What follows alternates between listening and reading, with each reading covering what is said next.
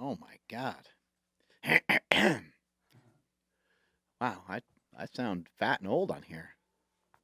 That's not true, right, Andrew? Right, Andrew? No, no. I think I must have the fat and old filter on. Yeah, take that one off. Oh, it's back. We need the eyelashes and the sparklies. Yeah, we need something. Yeah. Oh yeah. Oh, the Instagram filters. Wait till they have the smell filters. That'll be interesting. They'll have the smelly No. filter. Are they going to come out with that? I'm sure they are eventually. They had smell-o-vision at one point, I think. Right?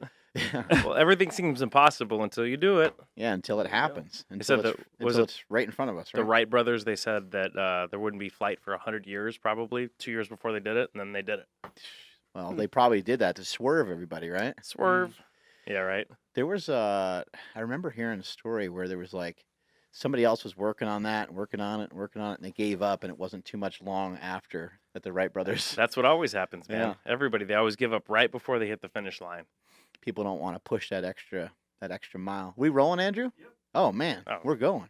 We're live. Oh my God, we just wasted valuable seconds of everybody's lives. Hey, everybody. We apologize. Welcome to Mark Bell's Power Project. I am your host. We got my boy Andrew Zaragoza as our podcast engineer, and we got Dr. Beau Hightower in the house today. What's going on, Doc? Greetings and salutations. Thanks for having me. Yeah, awesome having you out here. I've seen you on YouTube, seen you on Instagram, smashing people with a rubber mallet, with a big giant hammer, and like a metal chisel. And then people are like, you're digging in on someone's shoulder or digging in on their hip, and then all of a sudden they have this huge range of motion improvement. And I'm looking at it, I'm like, man, is this for real? Like, what's going on with this thing? Like, this can't be, And I've seen a lot of stuff over the years. There's been some great advancements with soft tissue work and some of the different work from different people all over the world. And, I've had a lot of stuff done to me, had a lot of stuff that has helped somewhat, but hasn't really, been something that has really affected, I guess, my day-to-day in a positive way, I guess you'd say. Right. Other than just the exercising and eating well and that kind of and sleeping, like the normal shit, right? Yeah. But the stuff that you're doing looks like kind of next level. And what I liked about it is that, especially seeing you now in person and having some of the stuff done to us today, is that you're not like, oh, I'm just going to take the hammer out and hammer everybody. Right. So what the hell is going on with this method? First of all, let's kind of start out with that.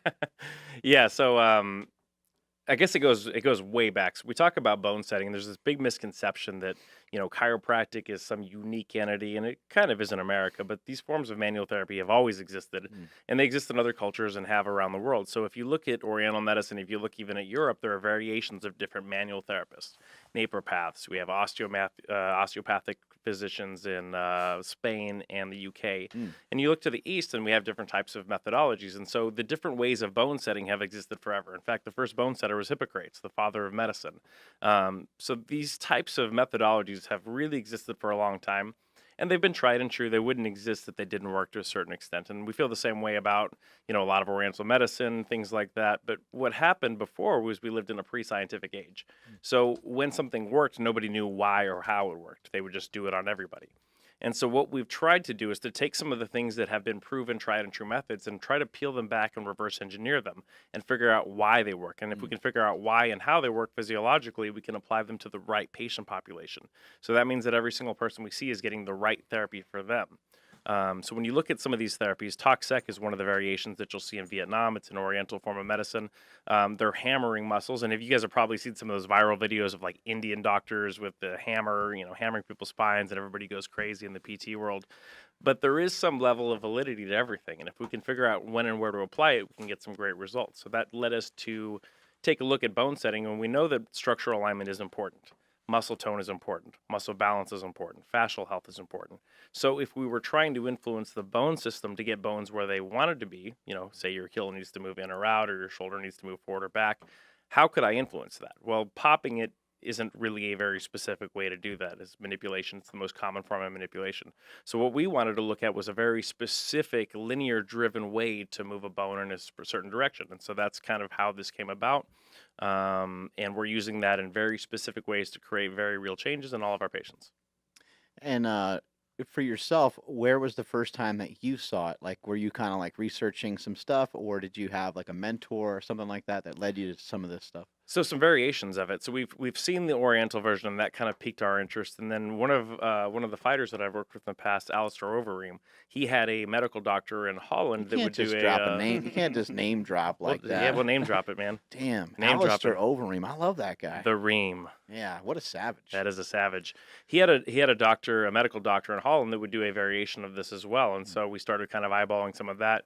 So we started practicing on each other, the therapists, the PTs in our office, the chiros in our office, and we started having really drastic results. And so we started using it on some of the fighters. And as we started to figure out which populations it worked best in, we really started to focus in on where and what we could help. And that's, sacroiliac dysfunction, frozen shoulders, and that's kind of what we've gotten famous for on YouTube is those kind of issues.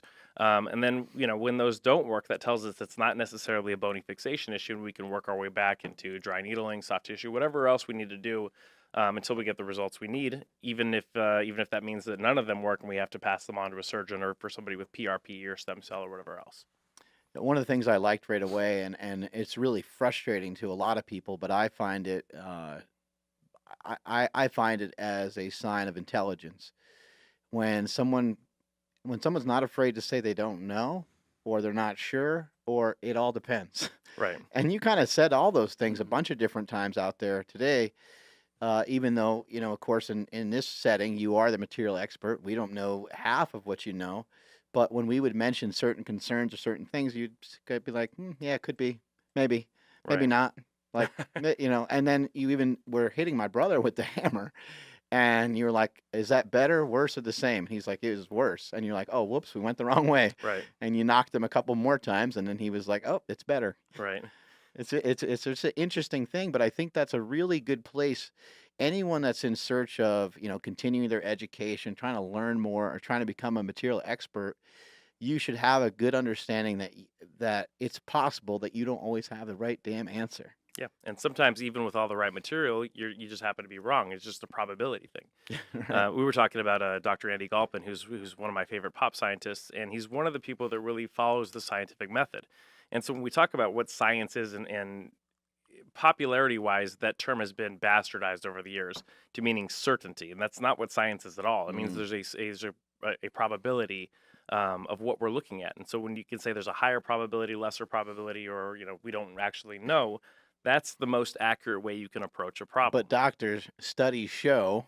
Right. Which, of course, can be used to mean a myriad of things, and mostly are used falsely. Yeah, to you're like, mislead people. what's the study done, for? What's it done? Who's it done on? Who conducted the study? Like, there's a Sure. lot of things to like. You got to try to figure some of these things. You got to boil all this down. What are some things that you learned in the last few years that's really helped your chiropractic career take off? That's a good question. What's helped me take off? And it's just integration of different modalities, really learning to master different modalities. And it is a practice. And during the course of your career, you have a massive sample size. And so what you're looking for is what works best in which population size. So as we've added more tools to our toolkit, literally hammer-wise, other things like that, the goal is to figure out who and what responds to what. So you're not giving the wrong person the wrong treatment.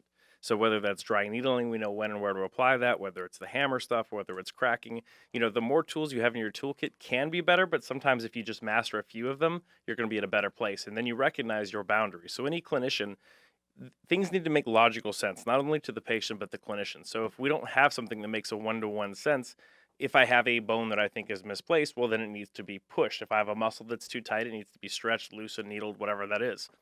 If I come in and say I'm going to treat your thyroid by pushing on your shoulder, then there's a fundamental issue, right? Like we've run into a fundamental crossroads. There isn't even a biological plausibility of that happening. So for the patients out there, Maybe there is. and there might be, right? But Right. it's time to be skeptic. And I'm Yeah. I'm a open-minded skeptic. I'll try a lot of things, and I'll go in there and I will say I don't think this will work. And if it works, then I have to acknowledge that reality. I'm not going to stick my head in the sand and say, oh, no, that doesn't work. And it might have worked once by chance. It might be that I'm just the outlier and it might work for me and it might not work for a lot of people. But you won't know until you continue to test that boundary. And that's something that's a nuance that can't be studied in scientific journals because you have to control every variable so tightly. So there's not a large enough sample size. There's no professional nuance. And there's some major fallacies that we can run into, not as a clinician, but as a patient too. Yeah, and what about when somebody's like, oh, that's going to take, that's going to take 16 weeks to recover from that. And you got like guys like Terrell Owens, playing in the Super Bowl that one year with like a broken tibia or whatever it was. I mean, these men and women that you work with are savages. I mean, these are some next level people. Not only do they have the heart, the determination, and all that skill set to be a champion, they also are born with some pretty damn good tools. Right, genetics. Guys like Bones Jones, and kind of list goes on and on of some of these people that you've worked on. But I think what everybody's really curious about is when you work on somebody, we're seeing the movement pattern change a lot. And sometimes you're doing like strength tests and the person's able to push a little bit harder. Are these things that like really last? Like, do you work on somebody one time and boom, they're good to go? Do you work on them 3 times or 5 times and they're kind of good to go? Or there must be like some level of maintenance to Sure. this, or how does that work? Well, that's a big part of what we do in our practice is when we're identifying which muscles are too tight or too loose. What we spend an hour with everybody in our clinics. You're going to get 30 minutes with me, 30 minutes with my physical therapist. And so as we go through the process of assessing your movement patterns, what muscles are tight or whatever else, we're helping you identify what you need to work on your own. It takes constant maintenance. So people are like, well, it's not a permanent fix. Well, nothing's a permanent fix. When you eat food, guess what? You're going to have to eat again. Yeah. When you wash your face, that's not a permanent fix either. It takes And you're not trying to maintenance. sell that. Right. You're not trying to. You're not saying, "Hey, look, I permanently fixed his shoulder." Right. It's like we restored some range of motion for today, Sure. and hopefully this is something we can work with now. Right. And there are sometimes it is a permanent fix. It was literally just a fixation, an AC joint that's stuck. We get it moving. It's fine. Okay. That's the trauma. But when you have movement patterns that are built up over the years, that's going to take some time to unwind. But if we can save you money and time and teach you how to take care of yourself, just the certainty to know that you have some control over yourself means a lot to patients. So what we want to do is we want to put together a diagram for them so they know exactly what to work on their own. That way they can continue to test the envelope and see how much change that they can make on their own. Think about it like brushing your teeth. Brushing your teeth isn't a permanent fix. You have to do it. Wait, what? What is that? What is flossing? But Oh, no, I mean, man. it takes maintenance. Like nothing is forever. Like, working out isn't forever either. It's not a permanent fix either. You have to continue to do it or you lose what's there. Right.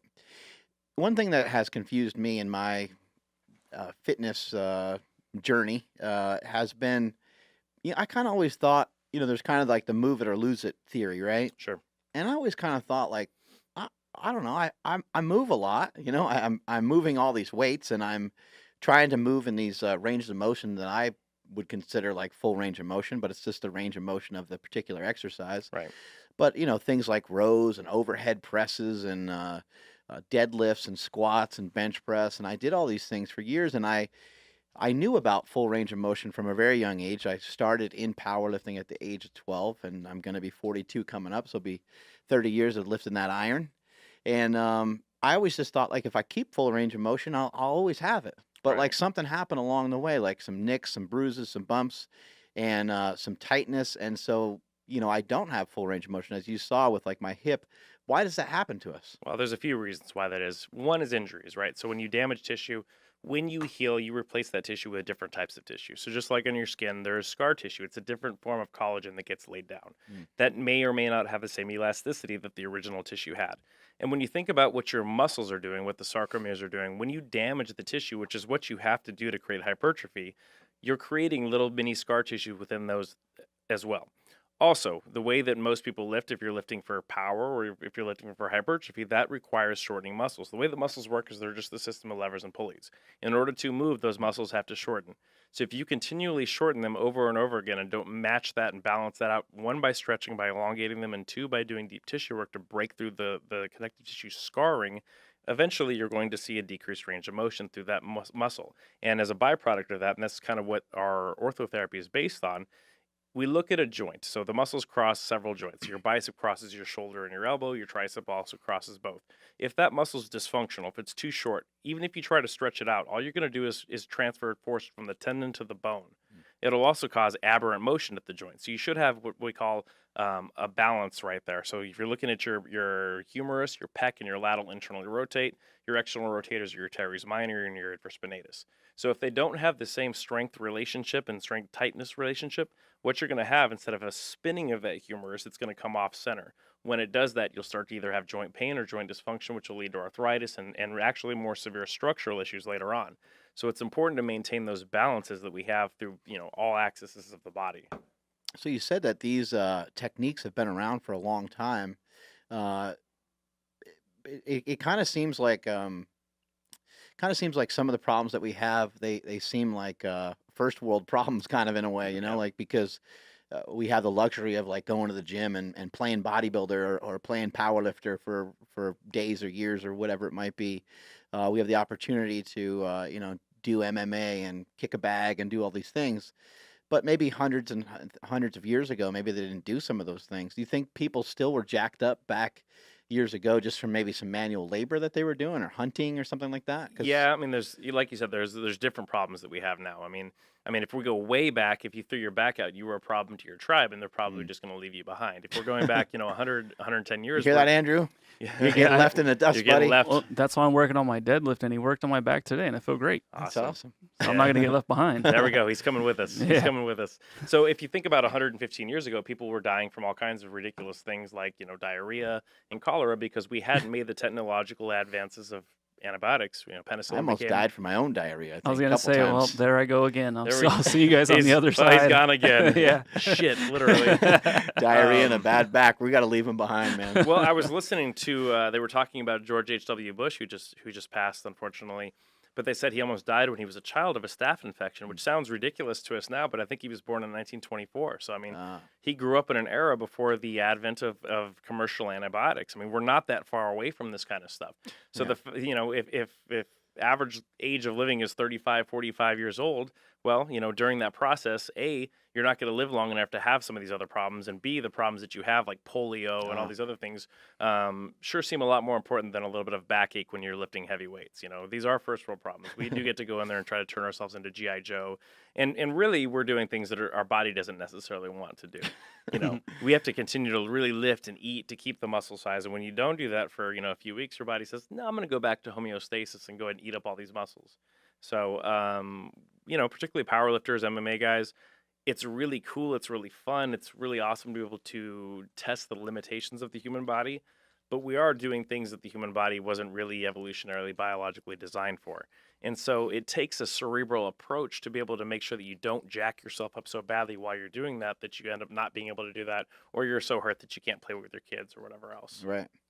What's something that you learned from, you're dealing with some great athletes. What's something that you learned from the way these guys act, the way these guys behave, their work ethic, the way that they come back from injuries? What's something that you learned that you carry kind of with yourself? You're like, man, that's cool. I dig that. Right. So there are psychological variabilities to all extreme athletes.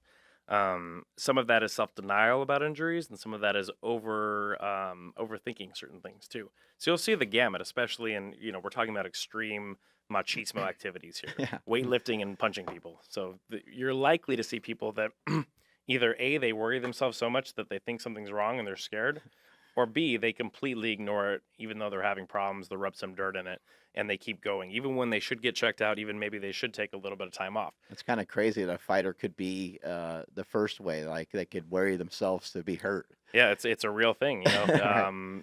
You wouldn't think that of a fighter, though. You know what I mean? Yeah, there are different types of people that become fighters. Yeah. Some of them do it for the glory and the fame. Some of them are natural fighters. Some of them are just tough guys.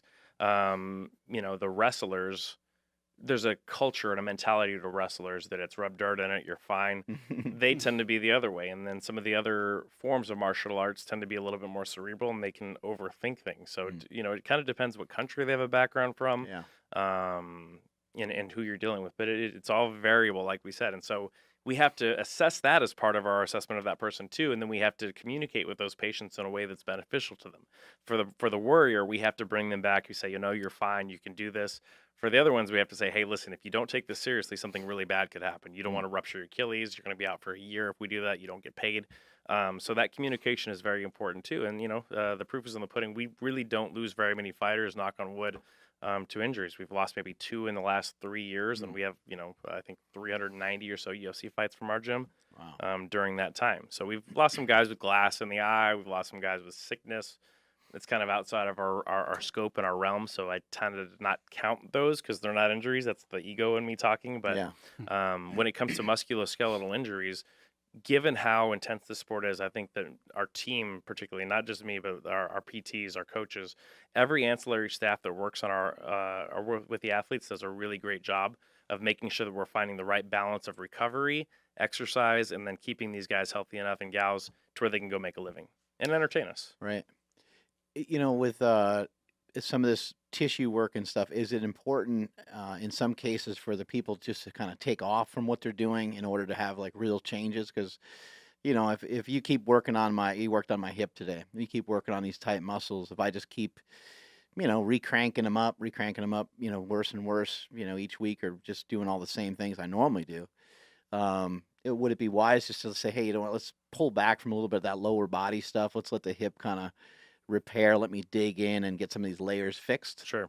And it depends, again, what the Yeah. goal is, right? So if I have a fight in 6 weeks, we may have to tinker with some of rest versus not rest, depending on what we're looking at. And you can go too far with this stuff too. If you've got overactive muscles and you're rolling out too often, I do the same analogy. You wouldn't brush your teeth for 10 minutes at a time twice a day. You'd wear your gums out. Right. The same thing can be done. You don't want to spend 30 minutes rolling out on a lacrosse ball. That's counterproductive. You're going to turn the tone of the muscle so far down that now you're unstable. Your brain doesn't know where you are in space. And you can actually damage the tissue to the point where it's so weak that now you've created a secondary issue that you don't know what to do with. Right. So a little is good, but with powerlifters and fighters, I actually prefer them to be wound a little bit tight. I'd rather them be a little bit tight than a little bit loose. They're explosive athletes. They need to be able to reach in there and either create speed or power.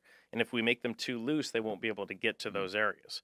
So Yeah. even getting people That's to back interesting. off if they're rolling too much, said, hey, take it easy. You don't need to come in and spend 30 minutes rolling out. One, you're pissing off all the other powerlifters because they think you look like an idiot, right? And two, you're decreasing the tone of the muscle so much that you can't find the power that you need to move the weight you need to move. Yeah, I know when I was in kind of the middle of my powerlifting career, I went to one of my friends, and he's very well versed in some soft tissue work, and he was working on me, and he's like, you know what? I know you got a contest in like 3 weeks. He's like, there's some crap floating around in there. He's like, I'm gonna leave it because you might be using that. Like it's lumpy, it doesn't feel good, but he's like, you're not in pain, right? And I was like, no, I'm good. He's like, we're leaving it. You might be like bouncing your reps off that thing, Right. It's finding the right balance of things. So like fight week, when I go out, I would prefer not to be used. We call me the insurance policy. So I'm there if you wake up the morning of the fight, you can't turn your neck. For John's last fight, he got taken down in a wrestling practice on Wednesday before the fight, hard on his shoulder. Thursday morning, he couldn't pull his hand higher than this on one side. Oh, wow. So we had to get that fixed up before the fight, and that was the left hand that he actually used to finish the fight. So hopefully you don't get used, but you want to be there just in case. So if somebody's feeling great, I would rather not work on them. That would be the best thing possible. And a lot of guys, we have to kind of taper them back. I don't really want to do spinal manipulations or adjustments unless we have to, because your brain doesn't exactly know where you are in space otherwise. Same thing with rolling out. I don't want you to, get dry needled a bunch the day before the fight, because we don't want that muscle so weak and so loose that your brain, you've been training with your body a certain way this whole camp.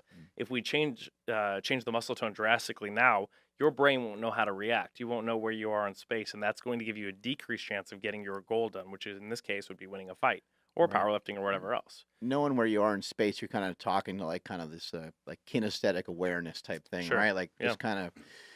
this kind of feel that a fighter gets or a powerlifter gets for the way the weights feel, the way their body's moving through space, and Right. and just like an overall feel of like timing and when to kind of push into something and Right. when to kind of back out of it type of deal. So a good example of this is one of our good friends, Nick Best. So he's doing powerlifting now. He's hitting all the 50 plus Yeah. records, and I've been lucky to work with Nick a few Yeah, times. he's not young. Yeah, and he's killing the game. Unbelievable So strength. so the last meet we were at, he decided he was going to use a suit, but the guy never trains with the suit. He's a Raw. strongman, right? Yeah, Like right. he goes raw and everything. Yeah. So he tried to pull it off and use the suit, and he failed miserably. He took it off and he just killed the weight. But his brain and his body weren't used to that, and so when you try to switch it over like that, you can actually destroy your goals because his bar path was different than his brain expected it to be. So it wasn't that he didn't have the strength inside of him to get that lift, but he tricked himself into not knowing where the bar went. Right. And that's the same thing with a fighter. Like if you know where your jab's going to land, what you don't want is that lat so loose that you're punching past or you're punching short, you get countered and knocked out. Right. And so, I always tell people, I'm like, even if I'm not there, whatever else, like if you don't get treated by somebody that doesn't know your body and isn't familiar with you, we don't want to introduce something new this late into a camp. Same thing with the powerlifting competition, unless you're really hurt, and then we have to do what we have to do. But sometimes people in that pursuit of getting better, somebody's around and they're like, I'm going to let this person work on me. And it's like, they don't know your body. This is something new. You don't know how your body responds to it. And so any patient we ask, we want to say, what have you done before? What's helped? What hasn't? And so if somebody, for example, has had their neck adjusted or something like that, and they've had really bad results from it, well, guess what? We're probably not going to do that. It's not that I think that I'm some magician that can adjust people's necks better. Their body probably doesn't respond that well to it. And so we need to listen to that and then do something else as a response to that. And that's why I kind of started out the podcast with saying that I thought it was great that you were. It's not like you didn't know what you're doing, but you mentioned a couple times, like, well, it depends. Well, I'm not really sure about that necessarily, but here's what I think. And I think that that's such a better perspective to come from, because then you can kind of embrace the fact that, like, you might try something that might not work. Right. And then the guy tells you, like, hey, that didn't work. And then what do you do? Like, Right. you're just going to be like, no, it works. Right. Totally works. And we see that with clinicians out there, and that's frustrating to both the patient and, they're dumping money and time and trust into people, and then you kind of get the idea that somebody's BSing you, and that's a really horrible feeling. Like, oh, well, it worked for so-and-so, and I don't know what your problem is. Right, It's like, that doesn't help me. Well, I'm not them. I'm a different age, a different height, different background, different injuries. Why would I do the exact same thing that somebody else did? That makes zero sense whatsoever. You got something, Andrew? Yeah, no, just curious. So do you even consider what you do like chiropractic work? Not really. So I have a chiropractic degree, right? I don't Right. actually have a chiropractic license. I have a naturopathic license, which are, if you took massage therapists and educated them to the level of doctoral degree, that's what that would be. It's a lot more like PT. Now, of course, I have a chiropractic background, so I know how to adjust, but I think having different lenses to look through helps you a lot in assessing who needs what, when, and where. Yeah, no, it's because it's awesome because I told you about my back, so I'm like, oh, he's gonna crack something in there, and you just jabbed your finger into my gut, and I felt better. So I was like, oh, all right. So it wasn't as exciting as I thought. It was more painful than I expected, but it felt great. So that's why I was like, okay, well, shit, what is that then? Because that's not chiropractic, services or whatever you want to call it. So Right. that's awesome. Well, and that's a discussion we had too. I think it's a misnomer to think of chiropractic as a treatment, even though a lot of chiropractors have repetitive treatment. In a vacuum, chiropractic is a profession, just like accounting or baking or whatever else. So that profession could entail a lot of things. You could be a soft tissue therapist. You could be a rehab expert. You could be a dry needle person. You could be any of those things. In New Mexico, chiropractors prescribe medications. They have DEA numbers. So chiropractic itself is not an intervention. Manipulation is an intervention. Most chiropractors do use manipulation as their prime intervention, but manipulation is taught in 99% of physical therapy schools too. It's just the difference is when and where you use what. And like we were talking about earlier, everybody that walked into the office, if I gave them antibiotics, well, anybody that had a latent infection would do better, right? So whatever percentage that is, but everybody that didn't have an antibiotic would actually do worse. I might mess up their gut flora, or maybe they had a viral infection. So instead of throwing just the treatment at somebody and expecting everybody to respond the same way, you need to assess what the likelihood is based on their symptoms. So if they were spitting up green stuff in their lungs, they had been sick recently, well, now I have likelihood that there's an infection. I wouldn't give them an antiviral because that doesn't make sense. So like if your joints are stuck, for example, and you have pain that's 1 inch off your spine, well, there's a good chance that manipulation might be the winner for you. But if you've already had manipulation or it doesn't work, again, I don't think that I'm the master manipulator of the world, that would be the treatment that you need. You've already kind of ruled that out by process of elimination. And I think it's important to look at every individual and assess it in that way. And this goes back to the research thing too. So when you look at even the efficacy of certain types of things like manipulation, we don't really control the variables all that well because we're not really picking the population that would respond based on whatever the intervention is. So say we took idiopathic, so not knowing lower back pain, right? And we had 50 people in this group, and then we adjusted all of them. We cracked all their backs. And then like 20 of them got better, okay? That's less than 50%. So that wouldn't be a very good grouping. But we didn't really decide what kind of back pain they had going into it. Right. Like if they all had fascial lower back pain, well, of course we wouldn't expect the cracking to help all that much. But if they all came in with a stuck SI joint, they were showing us symptoms of facet joint blockage on the side, then we would expect, because we know what the mechanism is, that those patients would do better with manipulation. So if you had 50 people that came in that had facet joint related, SI joint related lower back pain, acute within 4 weeks, and we adjusted all of them, that number is going to be significantly higher than we would have with the just lower back pain. And I think that's the key to most of these studies. In fact, there was a research article that came out in the last year that said that arthroscopic surgery for meniscus tears or arthritis was no better than placebo.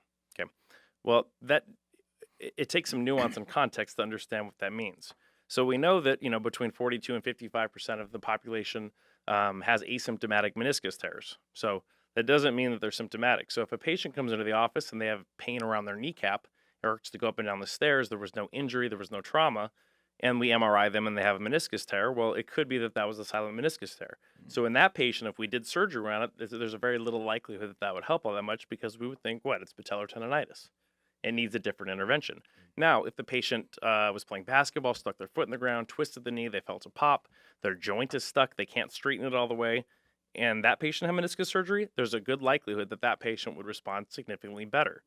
So if you're just saying it works for knee pain, we're not really quantifying the type of patient that would reply to it. So now people are going to go around and say this surgery is bunk, it doesn't do anything. Well, yeah, if you do it on the wrong person, then of course it's not. And that's why you need clinicians that are experts to decide who gets when and where what. But unfortunately, we become slaves to the literature, and we say everything's evidence-based. The evidence doesn't really control those types of variabilities. And like we were talking about before, they're actually at fundamental odds at each other. Epidemiologists and scientists look at a population.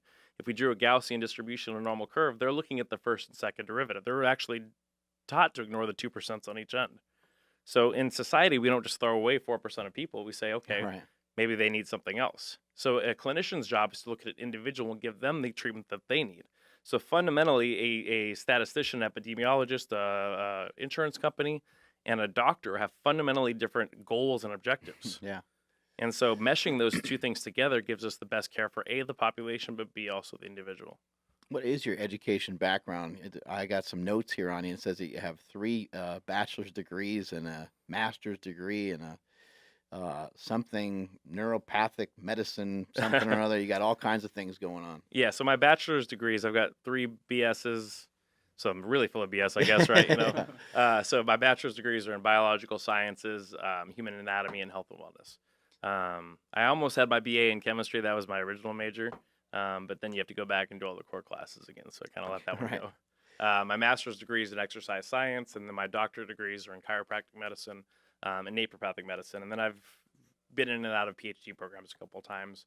But at this point, I'm not going to do research. So for me to do a PhD program, it doesn't make sense to me. I'm a clinician that understands research, but I'm not doing research. And I think it's important to not try to do everything. That we talk to people like Dr. Galpin, BioLane, and those kind of people, and we try to bridge the gap between clinicians and scientists so that we're creating a better line of communication and a better fundamental understanding, so that patients and the layperson out there can take what we talk about as far as research and take what we've talked about as far as individual usage and blend those two things together so they're not at odds. What's your background with sports yourself? So I played college football. So I played 5 years of college football. I played at Colorado State and University of New Mexico. 5 years? That's a record. Aren't you supposed to go to school for 4? Well, some of us are a little bit behind. Yeah, so I redshirted. I wrestled growing up. I wrestled for 7 years growing up. Played basketball and other kind of stuff too. And then I've done NPC physique shows back in the day. Cool. Yeah. So and then what about MMA? You kick some bags and do some I've stuff kicked, here and I've there? kicked some bags, but I mostly just go downstairs and get beat up. They get their revenge on me from what we do at the office. Oh, that's awesome. Yeah, it's funny because fighters are instigators too, so they always try to get the ancillary people to wrestle. And so then John will call me out, and I'll have to wrestle like his manager or whoever else, and you can't back down at that point, right? So, and then you realize how out of shape you really are. All that hypertrophic lifting in the 8 to 12 range does nothing. Doesn't last very long, and your muscles fill up with blood, and now you can't move. And then you realize that if you got in a fight with this guy, you would actually die, and you couldn't. Well, it's good that you at least have a wrestling background. I know that, wrestlers, like the old trick is like find the biggest, most jacked guy in the room and ask him to grapple with you, and you can just kill them because all you got to do is like pull on their neck a little bit a couple times because all they're going to do is resist. Right. If you pull on someone's neck, they're going to like bull back towards you, like because they don't know what you're trying to do. Sure. Do that about 20 times, and the guy will just pass out. Guy's legs will be rubber, before he even gets a chance to do anything. But if there's a combination where the guy knows how to wrestle and he's strong, then he might be. You're okay for a few minutes at least. Yeah. Yeah. Well, the problem is then you run into guys that know jujitsu, and that's like a Yeah. whole different animal. And you're like, oh wow, I thought I was in a good position, and now I'm asleep. Have you messed with any of that? Jiu-jitsu? A little bit, yeah, a little bit, but it's very humbling. Yeah. It's very, very humbling. Sometimes you start feeling yourself and whatever it is. I ran into this the other day. Like one of my patients, I treat a ton of scientists, an evolutionary molecular geneticist. And so we started talking about, CFOS genes. And, I'm usually, if not at the top or one of the top in Yeah. the rooms when it comes to, talking about genetics or biology or things like that. And this dude went down like a rabbit hole. And when you it's such a helpless feeling when you run into somebody that knows so much more about something And than you're you like, do. yeah, I get And it. you drop a couple buzzwords and you're just kind of like, it's the same way on the wrestling. You're mat. like, I just heard Oprah talk about it. Well, Dr. Oz says, Yeah. Exactly. like on a regular person, I'm going to get a takedown. There's no big deal. But then, my buddy Devin Clark, he's fighting this weekend. Actually, he was an NCAA Division II national champion wrestler. Damn. And you go 2 moves in, right? Like I got a duck under, I switch to the double leg. Well, this guy's got 6 more moves for every one of those, and then you realize how helpless you are. And you're so deep in the water, and it's like a really, really scary feeling when you realize that you can do nothing to this person, either physically in his case or even mentally in the case of this scientist. And you're just like, whoa, I have no idea what I'm talking about And they're anymore. so excited because they know that you're drowning. Well, at first I think they're excited because they're like, hey, somebody gets me, somebody can talk to me, and they let it all out, and then they realize that my eyes glazed over, and then they're like, oh, sorry, sir. Yeah, they thought they had a buddy. They thought they had somebody to like. Yeah, it was you compete. against the world, right? Yeah, Well, somebody. I was telling this to my PT buddies. I was like, because when we talk about communication with patients, or we talk about even social media, what you want to do is give people what they want, not what you want to give them. And you have to think about the average person. The average person thinks they're smarter than they are. The average person is obviously not smarter than they are. So, one of my buddies is a PT, and he's like, no, everybody knows this. And this, I was like, I guarantee you they don't. I was like, what do you think the percentage of the population that has doctoral degrees are? And he's like, I don't know, 20, 22. And I'm like, bro. And we looked it up. It's 1.5%. Oh my God. So, and out of those people, how many of them are idiots, right? Whether they're social idiots, right? They don't understand interactions with other people. They can't communicate at a level that they can understand. So they're just spouting out all these, scientific terms. So that means your EQ is not so good, or even some of their IQ is not so good. They just were really good at rote memorization. So, it's the electrolytes. Why? It's got electrolytes. What are electrolytes? It's what plants crave. It's like, I understand you read the medical book, but what does that mean? How do you put that into real life? Antioxidants, don't we need them? Right. And yeah, what are those buzzwords? Antioxidants. We need fiber. 'cause It's it helps you poop. organic. It's You're like, grass-fed. It's farm to table. Every buzzword you can think Yeah. of. And I'm like, but what do you mean by that? Specify. What does that mean? And you push them on it, and they don't have any depth to their knowledge whatsoever. And you realize you're like, okay, well, this isn't the person that I'm going to go to for any kind of nuance about my health. Like you were talking about, you can go see an endocrinologist, but the questions that you're asking aren't the questions that they're used to receiving, and they may not know how to answer them. They're used to Right. somebody just saying, well, what do I do? Well, here, take this pill. Here's this medicine. Well, what if I do this or this or this? And they go, Yeah, it's usually about 2 questions deep that you kind of realize, oh, okay, whoops, this guy doesn't really know right. as much as I thought. He doesn't know as much as I thought he would know. Well, he can tell you everything out of the book, but you're not the book. And we were talking about that before. Like they're designed, and the education is designed to take care of the medium. So, look at the patient or across the population. How many people bench and squat as much as you in the world? What percentage of people? 0.001, right? So just on that alone, your care is going to be different. How many people eat the types of foods that you eat? Okay, 1%, 2%. So, I mean, how would that person even have any background or experience in dealing with somebody like you? Your medication dosage is going to be different. The way that you respond hormonally are going to be different, not only from the way that your body has responded to hormones in the past, but hormones you might still be on. I mean, there's so many variables and nuances that it's intellectually dishonest to throw a sure answer at somebody I'm right not off on the bat. hormones, bro. All natty. All natty. What the hell happened with your Instagram account? You and I were going back and forth. I'm hitting you up. I'm sliding into the DMs. I got You can my slide in the DMs. I got my DM sliding pants Yeah. on that Andrew and I invented. I Safety accept it. first. And Safety first. yeah, I got my helmet on and everything. I'm sliding in, and everything's going smooth. We're going back and forth, and then it just says like Did you think I blocked IG. you? It just says like IG user or something, and there's no picture, no nothing. Your name disappeared. Yeah. I was like, what happened? Yeah, you know they talk about like insta famous. Well, I got insta murdered. You know. Got insta kill. Yeah, insta killed, insta wasted. Yeah, they KO'd me, man. So I had reposted. Yair Rodriguez had this really amazing knockout a few weeks ago. He's this fighter from Mexico. He took a fight on short notice. He's had a ton of issues, man. He had a gallbladder problem. He tore his ribs up, previously. Took this fight with the Korean Zombie on short notice, 5-round war, and he knocks a dude out with 1 second left with a behind the back elbow. Jeez. Yeah, my homeboy Izzy Style Wrestling, shout out to Izzy Style. He jumps over the cage, comes in there. So they had posted it online, and I reposted it, and so it was getting a lot of traffic. And more than anything, I'm just trying to show promotion for my friends. I want the other people to see them. I want them to be excited about Yair. And I get this email, and it's like, hey, you posted UFC content. This has been taken down. And then like 3 hours later, it says your account has been disabled for violating copyright terms. Blah blah blah Oh blah. shit. Yeah, so they completely deleted the account. So You think specifically that was Dana White who did that? I don't think so. I don't. I think that it's a tool. I think that they.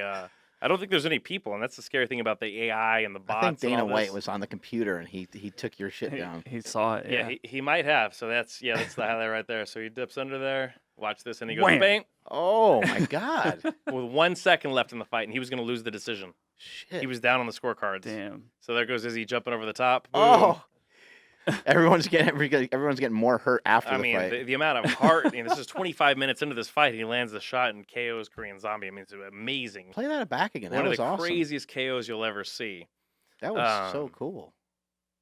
Are you freaking out when you watch these guys fight and they win? I mean, are you? Yeah, Because you're getting close to them. Yeah, I'm going nuts, man. These are my friends, man. Yeah. I care a lot about their success and their health. So yeah, I'm Wow, when I've I'm- never seen anything like that before. yeah behind the back, and I'm jumping up and down and going crazy. So it kind of sucks that's and Instagram's it's a big thing, right? It's the way we connect. It's how you connected with me. Yeah. So luckily Eddie Cohn hooked us up, right? Yeah. So mutual friends are always helpful. The GOAT. The GOAT, Eddie Cohn. So yeah, they coded my account. We're pulling every string possible. You just can't get a hold of anybody at Facebook or Instagram. So if you're out there at Facebook, hey guys, I got Bitcoins. Yeah. What do you want? Yeah. What do you want here? Somebody It's funny help though. us out. They're gonna hear this and then be like, "Well, that's why you got banned because of this video that they're showing." It's like, oh no, are we gonna get banned now? Is Yeah. Dana White gonna call Facebook? Oh man. So I mean, I even had IMGWME owns it, and I contacted them like, yo, these are my patients. It's how they communicate with me. I'll delete it, and they retracted the claim. Actually, they actually retracted the copyright claim. We just, somebody at Facebook has to say, okay, you're not a violator, and reactivate Mark it. Zuckerberg. I think Mark Zuckerberg and Dana White shut down your Instagram. They might have. So You somebody figure they posted have something more the other day. important things to do. They said, who do you guys want to see Connor and GSP fight next? And I said, Mark Zuckerberg. So they KO'd the account. So I have a new one. It's got like 1,100 followers. I think we were like 180,000. It's not 450. Or where are you at now, man? You're Something like that. Yeah. you're 430 real or life so. famous, Insta famous, man. That's I'm in- unbelievable. I I'm in can't the even presence walk. of I can't greatness. even walk down the street anymore. Everybody's trying to get selfies with you. Yeah. See? Yeah. It Selfie, happens. selfie stick. Yeah. all over the damn place. All over. You try to go to the grocery store. So yeah, hopefully we can get that back. If not, it's whatever. But subscribe to the YouTube channel out there. Also, if you guys are out there right now, make sure to unsubscribe from T-Series. Make sure you subscribe to PewDiePie. Do your part. Oh yeah, you got to back up PewDiePie. Are you subscribed to PewDiePie? Yeah, well he's losing. He's like this other guy's. No, you jump back up again, man. They're overtaking him, right? No, we're doing our part, man. Everybody out there, the Bro Army's doing our Oh, part. so he hasn't lost yet. No, he's still up. All right. And you know the issue, right? Like he's an original creator. T-Series is like a Vivo corporate thing, man. We can't Yeah. let that go down. That sounds like a bunch of crap. Yeah, man. We But can't isn't let it that go like down. some like Indian kids and they like sing or something or dance or something? So or- it's like this. I don't even massive know what it is. It's this massive record label, right? It's like Vivo, but in India. And India has what 1.5 billion people, and Right. so they're just putting music videos out every day. And so PewDiePie's setup is kind of like y'all's. He's got like two dudes, and they're editing, and they're Mhm. going at it, in a very organic way. And so the YouTube community is really rallying around him to try to beat this corporate entity. So How it's many, this race. How many followers does PewDiePie have? I think he's at 75 million now subscribers on YouTube. That's insane. PewDiePie has like an app or a game or something where you can like the app or the game is like you win stuff by like it's like a game within a game. Do your It's kids like play this? yeah, my kids play. Yeah. Nice. Yeah. You win stuff like based on how much people like the stuff that you create. Huh. And so it's very similar like Instagram and YouTube, but it's like a game within a game. He's got his Wow. own It's like a dream within a dream. It's like Inception of video games. yeah. It's like, wow, how deep does it go? He has his own video games. I just saw Ralph Breaks the Internet with my kids. Was it I good? just saw it too. It was amazing. It Yeah, was really I loved good. Wreck-It Ralph, you know? Yeah. Yeah, it was this was really good. That's one of my nicknames is Fix It Felix because I got the Oh, hammer. yeah. There Yeah. you go. There you go. Well, in Wreck-It Ralph, he's like acquiring all these likes. He's got to make money, so he tries a bunch of different ways to figure out how to make money. And then he goes to More cleavage. then he goes to BuzzTube, which is YouTube, and he Right. makes quote unquote viral videos doing a bunch of weird, stupid things. He's got this funny idea, like he's like, I'm just gonna. He goes, well, I'll just copy whatever's popular, and I'll just do that. And it's Yeah. all these videos of him like replicating eating the ghost pepper and like yeah. all these things. It just kind of makes it's making fun of. What's the you guy? know, He like puts like lemon juice in his eyes Yeah. and stuff like that. Yeah, all that crazy Just stuff. the sadist porn or whatever they call it, where we apparently want to watch people hurt themselves. Yeah. What's that? What's that within our DNA? Well, that's Jackass. Is the Yeah, original. yeah, remember? you're right. Yeah, the show Jackass breaking beer bottles over their head and Oh, stuff. it's Steve-O. But in this movie, Wreck-It Ralph, he's walking around. And he's like, "What's this room?" And he's like, "Oh my god!" He's like, "What is this?" It says comments, and he's like kind of looking Oh around. no, it's not where you want to be. Yeah, he's looking Oh, around no. because he's like actually inside the internet, and so there's these huge screens in front of him, and he looks up and he's like, "Wreck-It Ralph is really cool," and he's like, "Oh, that's great," and he gets a big smile on his face, and he looks Oh, around, sees a no. couple other good ones, and then he turns around and he just sees this long list of like, "You're old and fat. Why are you even on the internet? You're washed up. Get out of your you know." squat form is terrible. You don't even know what you do. That's not even depth. He was just getting ripped apart, and he got all sad. I was like, "Oh my god!" I was like, "This is real life right here." Is that what happens sometimes after your podcast? You Oh, go home of course. Yeah, just and drown love my me. sorrows in some Ben and Jerry's. There you go. Tonight dough or fish food. How about yourself for Ben and Jerry's? What's the new one? That's Is there a new one? Yeah, it's resist. great. Resist flavor. Is that's what it's called? Yeah, What's that? it's resistance to patriarchy. Oh, but think what's in it? I think it tastes like justice. Hmm. I will not be partaking of it actually, but Oh, no. What's the cookie dough? I'm with you with the cookie dough for sure. do you eat pretty clean? Ish. Uh-oh. Anyway, moving. Uh-huh. I should. I don't. Priorities.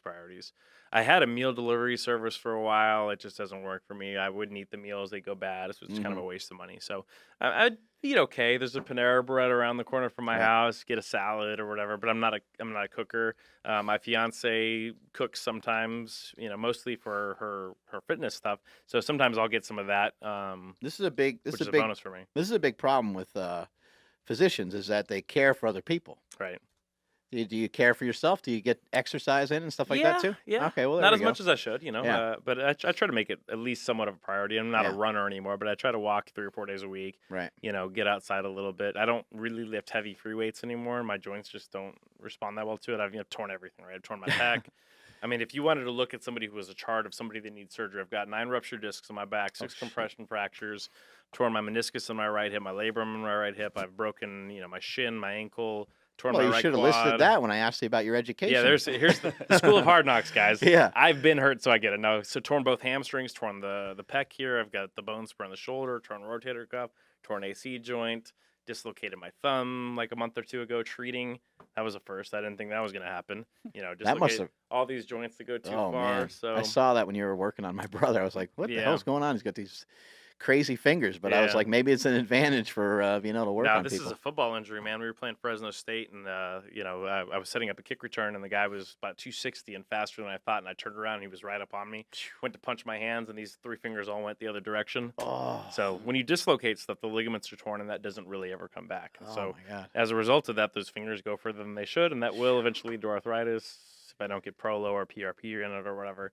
But the key, for me, again, I've thrown my back out 20, 30 times over the years, Mm. but I've figured out what works for me as far as A, avoidance of certain types of exercises, and B, which muscles I need to roll out and what the frequency of that is. And that's really important that I hit those. So because I have this torn pec over here, when I try to do bench press, it doesn't work because it shifts me off to the left. Mm. So I've Got to got, get you in a slingshot. yeah, man, need to, man. So I've got to do mostly cables. I could still probably clear 25 reps if I needed to on 225 or whatever. But I haven't squatted in 15 years because that compression with the compression fractures in my spine, Right. guaranteed to throw my back out, even at Yeah. 225, 230. Like, I remember getting ready for a men's physique show about 8 years ago, and I was doing RDLs with like 25-pound dumbbells, and I threw my back Oh, out. And it was man. just like, all right, that's the kicker. Apparently, I can't lift any weights in that position because my Right. back says hell no. And so when Brutal. you have those Schmorl's nodes, what happens is you have the disc and the vertebra, and the disc itself herniates vertically into the bone itself. Hmm. And so as a result of that, bone is very sensitive. Discs actually don't have that many nerve fibers. So when I move forward or back, the disc material goes into the bone forward or back when I either compress or hyperextend. Oh, wow. So for me, that means I'm going to be, sleeping on the recliner for 4 days and popping Tylenols. And so Right. at a certain point, you realize that this just isn't going to work for me anymore. And that's the thing we were talking about. Listen to your body. We were talking about that earlier. If you're stand efforting, you can lift power, you can squat and bench the roof, and he doesn't have injuries. I know he threw his back out a little bit, but he fixed it with the big three. But his body works well. Some other guys end up with hip replacements, like your brother. And so it's important to just listen to your body. Right. If you continue to hurt yourself the same way over and over again, and you've also gone to experts and they've corrected your form and they make sure that everything's right, and you still get hurt, well, maybe that isn't for you. Right. So you're at Jackson Wink, and with the type of care that you provide, is it kind of full service? Is there like someone else who might take over and offer? I mean, I know these are a bunch of fighters, and so they probably have people all over the place. But is this facility kind of full service? Are you part of the facility? Are you separate from the facility? How does it work? And we sublease from them. So but we are the sports medicine department of them. So we have a rehab room that's essentially like a training room for an NCAA team. We've got ultrasound, e-stim, decompression, recovery boots, any kind of modality that they would want to use. We've got every type of equipment for them to roll out on their own. And then we have 6 providers there. We've got 2 physical therapists, doctors of physical therapy. We've got myself. We've got 2 naturopathic doctors. So there's always somebody there to either do wound care, to close, cuts, or to treat the guys when we need to. So I'm not there today, but we've got, our director of physical therapy is there handling stuff. And then we also have that other location, like I talked about with Cowboy Cerrone over at the Performance Ranch. We need to get Cowboy in here. That's what you need to do, yeah. Yeah, we love that guy. We're huge fans, he's as is everybody else in the He's world. a fun interview, right? So, yeah, and we are looking at expanding. We're looking at Vegas and a couple other places. But Awesome. it takes me That's about cool. 6 months or so to train somebody after they have doctoral education to do this. But hey, man, they're all contractors, so they set their own hours. They do what they want to do. They get a percentage of the revenue they make. And, some of them are making between 150, 200 grand a year, hanging out at a cool gym, treating fighters and great. changing people's lives. Do you own this yourself, this practice, or is it with other people, or how does it work? Yeah, I do own Elite OSM, so I created it myself. And like the way it started, I was setting up a business. I had moved from Ohio. I worked for another company. I was living in Cincinnati, and I was setting up a deal in Scottsdale. But I'm from Albuquerque originally, so I stopped through on the way back.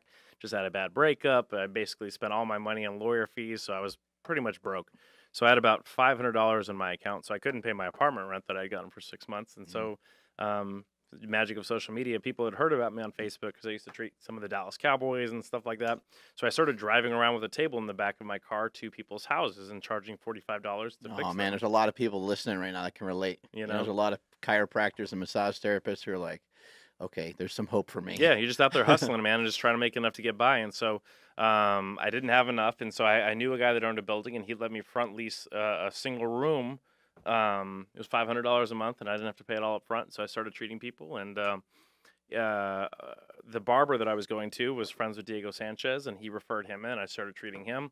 He sent a few more people: Julie Kedzie, Tim Kennedy, Andre Arlovsky, Alistair Overeem, Greg Jackson. And so then when they opened the new facility, they asked us if we would join them there in the facility. So they invited us to come be a part of their team. Yeah. Yeah. And so, our team has grown up to 10 providers now, and, we're grossing, up near $1 million a year in revenue on it. And it's been a great success story. And I'm just super thankful for all the people, my providers, the patients, and the gym itself for helping us to achieve that success. And, essentially everybody took a chance on me. You know, a lot of our providers were either working at like a gym, doing the front desk stuff or whatever else when they decided to go all in Mm. and go get their degree to be able to do this. And, you know, luckily it's worked out really well for everybody so far. You know, a lot of people have a lot more resources than they think. You know, somebody might ask, you know, how do you start a gym, or how do you start this, or how do you start that? Well, you start by talking about it. You start Right. by kind of poking around, telling people, you know, tell other people your hopes and dreams. I want to one day own a chiropractic practice. Sure. Might sound outlandish because maybe you're not even in school for it yet. Right. But as long as you're starting to stack the chips up towards heading in that direction, Right. other people will help. You know, I know there's a lot of negativity out there, but other people will help, and you have to communicate with people. The guy that's sitting over right over here, Casey, he was my neighbor. He lived across the street from me, and he would see these boxes come into our house all the time, and those were boxes of slingshots. And he and I and my wife and stuff got in conversation over the weeks and months that we lived there, at the mailbox, and you know, we talked about, you know, what he does and what I do, and he's like, "Oh, okay." That's cool. You got an invention? And he's like, I do shipping and receiving. I do What do you know? logistics." Yeah. Yeah, lived right across the street from me. But like, if you're a dick and like I see him out by his mailbox, or I see his kids outside, I never say hi to anybody, never talk to anybody. Just, you know, I understand keeping to yourself, but Sure. also why not be neighborly to your neighbor? You Right. know, why not be friendly? And so just those little things can make a huge difference. Sure. In your case, you know, going to the barber, I'm sure there must have been conversation of you telling him what you do Sure. and what you enjoy. And he probably thought about that when Diego Sanchez came in and said, "Well, you're jacked up all the time. You got to meet my buddy." Right. And you know, people don't think about this, but when you go out there and you offer quality for other people, you're going to get it back. And there's a lot of people out there that need your help. It may not be even with your job. They might just need help with somebody to talk to. They might need somebody to give them a ride somewhere. And it's in our nature. It's neurologically wired. We have these things called mirror neurons. When I smile at you, your wiring tells you to smile back at me. We are community animals. We're here to Yeah. help each other in that sense. And so if you can help somebody, you should do that. If you have the ability to do it, you should do that. And guess what? The universe will almost always pay you back. That person will come back and they will help you in some way, shape, or form. And those are the kind of bonds you just described that turn into something big. They turn into really great connections that can be life changing, really. Was it this expensive to try to figure out, like, you know, as soon as you started getting in position to figure out, like, I'm going to kind of open up my own spot? Was it an expensive endeavor, or it was Um, the costs were kept?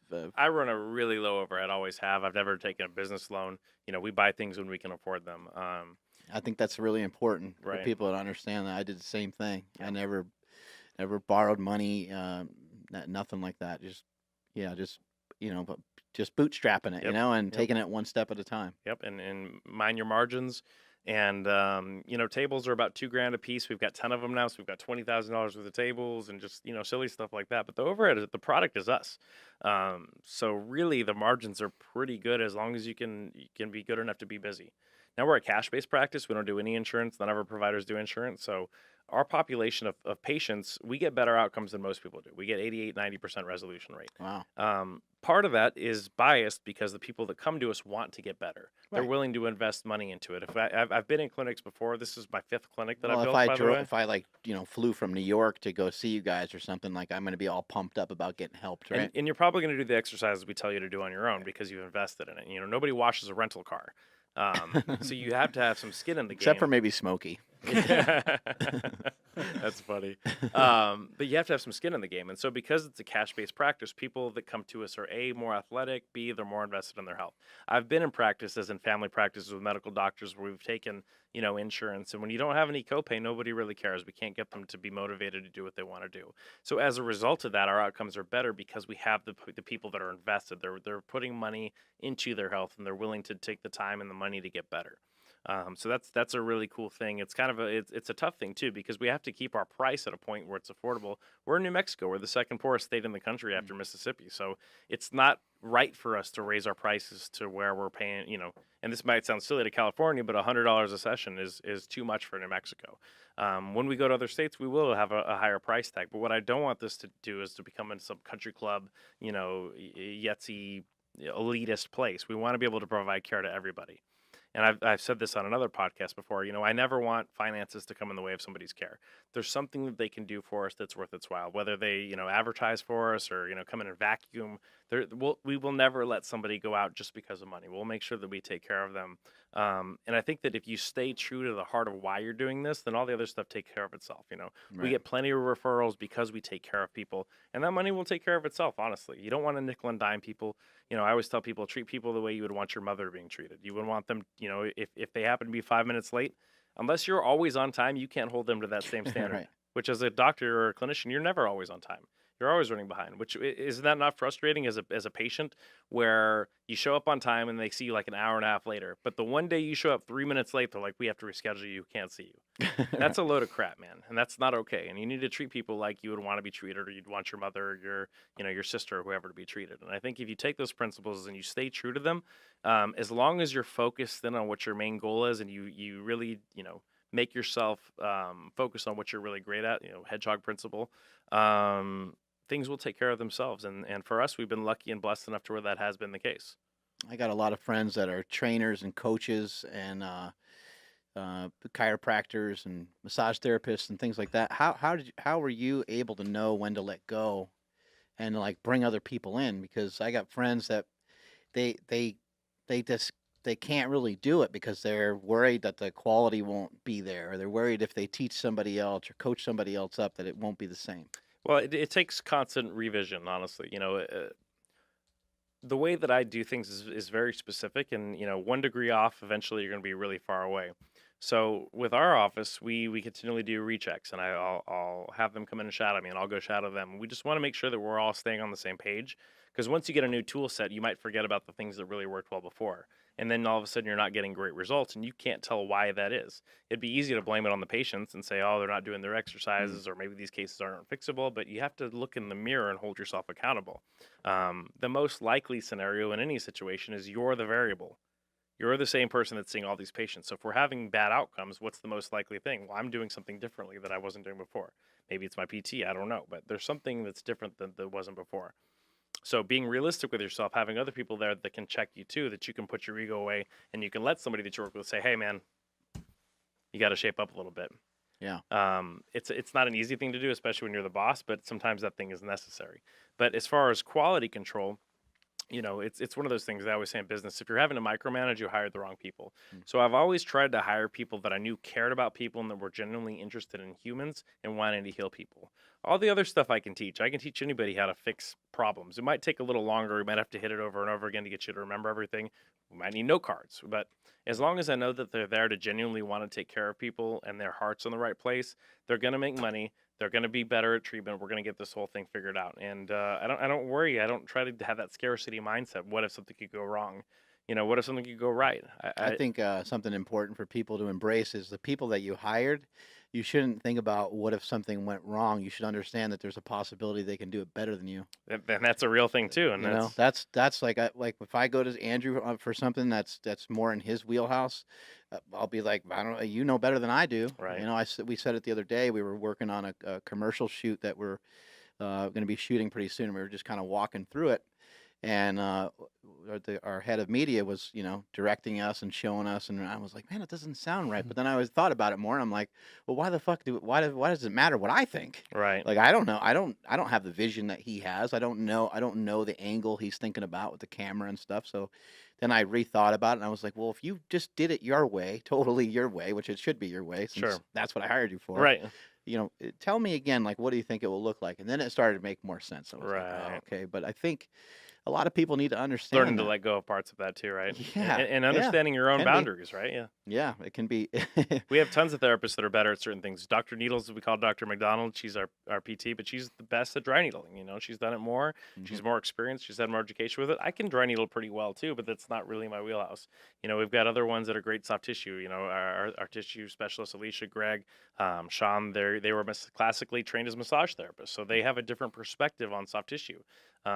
Where I may not have that loving touch, as you may have noticed, they may be able to get in there with maybe an older patient or kids and Yeah. do better with those people. And so what you just said is 100% true. In some circumstances, you can't control everything, and you need to learn how to compartmentalize your life and not take it home with you. And then if you hire somebody, make sure you hire the right person and then let them do what they do. You know, you can't do everything yourself. It's just not possible. There's limitations to resources. And like we said in the other room too, you know, in life, you get to be really good at maybe 2 or 3 things, and then you're maybe okay at 4 or 5, and you kind of suck shit at everything else. Like I can't. My car's messed up. It's like the old Mitch Hedberg thing. It's like, you know, when the lights at E, I get real cocky. I'm like, I got this one. Let me go get the toolbox, aka the credit card. Right. And if that's not it, I don't know what to do. I got to call Like if the AAA. windshield wiper breaks, you're like, I got to get a new car. Right, yeah. So that's not my skill set, you know. My brother's a mechanical engineer. He can fix damn near anything mechanical, you know. It's not my strength. And so, you know, it's important. And people have a hard time with this. It's like everybody's a doctor, everybody's a nutrition expert. And it's like, bro, what are you talking about? You're a computer engineer. Why are you trying to coach people on nutrition? Like, you should maybe have some experience, some hands-on real life experience before you start telling everybody what they should do with their body. What do you think about some people that own a business that just kind of can't let go of the fact that they feel and they really truly believe that everyone's showing up just for them? Like, oh, they're just here to see Beau Hightower, and they're not, you know. Obviously, you have a different thing going on now, but when you first started, how were you able to let go of that part of it? What do you mean by that? Or were you just kind of, you wanted to set your business up a little differently from the beginning? You wanted to have a practice where you had multiple people servicing you know, a Well, large number of people. in our line of work, for example, like there's a direct trade-off from time and money. And so the only other way to make that work is to teach more people how to do this and then Right. stream some of the revenue back to yourself. And then, you know, you pyramid it. Eventually, what's up, brother? Eventually, you know, you create avenues for them to create revenue the same way. That way they can teach people, and everybody else does better. And so the goal is, of course, a rising tide lifts all ships. If you can get everybody doing better and they can teach other people to do better, A, everyone will do better financially. B, way more people in this world will get great care, great musculoskeletal care. Right. So being able to separate those things, you have to realize that there's some limitations. Like my body won't be able to do this to everybody forever. There are limitations. I can't do this when I'm probably 65 years old. So how do I create a backup plan for that? Well, I'm not selling slingshots at 3 a.m. while I'm asleep. That's not the way my business operates. So really the only way to make that happen is I'm going to have to get my knowledge out there, which I like to do anyway, but I have to teach other people to be Right. dependent and to be skilled and to do the things that we do. Makes a lot of sense. One thing I noticed about when you were working on my brother is how much you, like, it was great watching you you know, look at him and watch him move around, and some of the other people you worked on too. But I could tell, like, every once in a while you're almost getting like frustrated, like you're like, oh man, I need to, not frustrated, you were really thinking about how can I fix him? How can I help him? How can I help him more? And you were looking really acutely at his shoulder and his neck and his body in general. And you were like, man, how do I make this thing move better? I really Right. liked watching you kind of unpack all that and try and seeing firsthand kind of how your mind is working. Yeah, it's probably fun to watch from the outside, not being on the table, right? Yeah, yeah. When I was on the table, yeah, it was kind of a difference. Not everything you did killed, but Yeah, but some of them are pretty rough. You know? yeah, a couple things hurt And pretty they're good. worse on somebody with dense muscle that's been worked over the years. Like when we get like 45, 50-year-old women in there that have been in pain a long time, they think this feels good. Right. So it's all perspective. You know, they, Right. they have chronic pain, but their pain is a different type of pain. When we get somebody with dense muscles, it sucks. It's not fun. Bodybuilders, powerlifters, Yeah. fighters, yeah, it's a battle. Yeah, but you're looking at that kind of stuff. I think it's really important to, again, you're being realistic and you're working through an algorithm in your head. So you clear one thing one at a time. And like I was telling you before, better, we're same, you have to get that feedback to create your worldview. And so what we're doing is we're testing one variable at a time. So what are the things that could be limiting me? Well, this shoulder. Well, it could be the shoulder position. So we'll treat that and then we'll recheck it again. If that's a little better and I see something new now, I've created a new layer. Now his lat's holding him up. So let's check that out. Okay, and now I've treated that. That didn't help at all. All right, move to the next thing. What about the pec? Okay, I worked on that. That helped quite a bit. All right, let's go back to the pec. Okay, it helped a little more. Let's go back until it doesn't work anymore. Now we'll look at it again. It's still not where we want it to be. So now I need to find something else. Does he have a rib out? Is it subscapularis that's limiting him? And so that's the way you work through it until you get somebody to a normal range of motion to where they get their goal. And their goal may not be what your goal for them might be. So we have to remember that too. We don't live in their body. Mm. You know, only they know what they feel. And it's important to listen to their feedback because the words we use to describe pain may not be universal. You know, like I've said this before, I could say the word dog, you say the word dog, and what we have in our head mentally might be different than, you know, some lady out there. I might say dog, I'm thinking Snoop Dogg, you're thinking about a schnauzer, and she's thinking about her ex-boyfriend that cheated on her. It's the same word, but it has a completely different Right. context. Even anatomically, we'll say shoulder. I'm going to think the glenohumeral joint because I'm being very specific. Somebody might say this is my shoulder or this is my shoulder, and we get that all the time.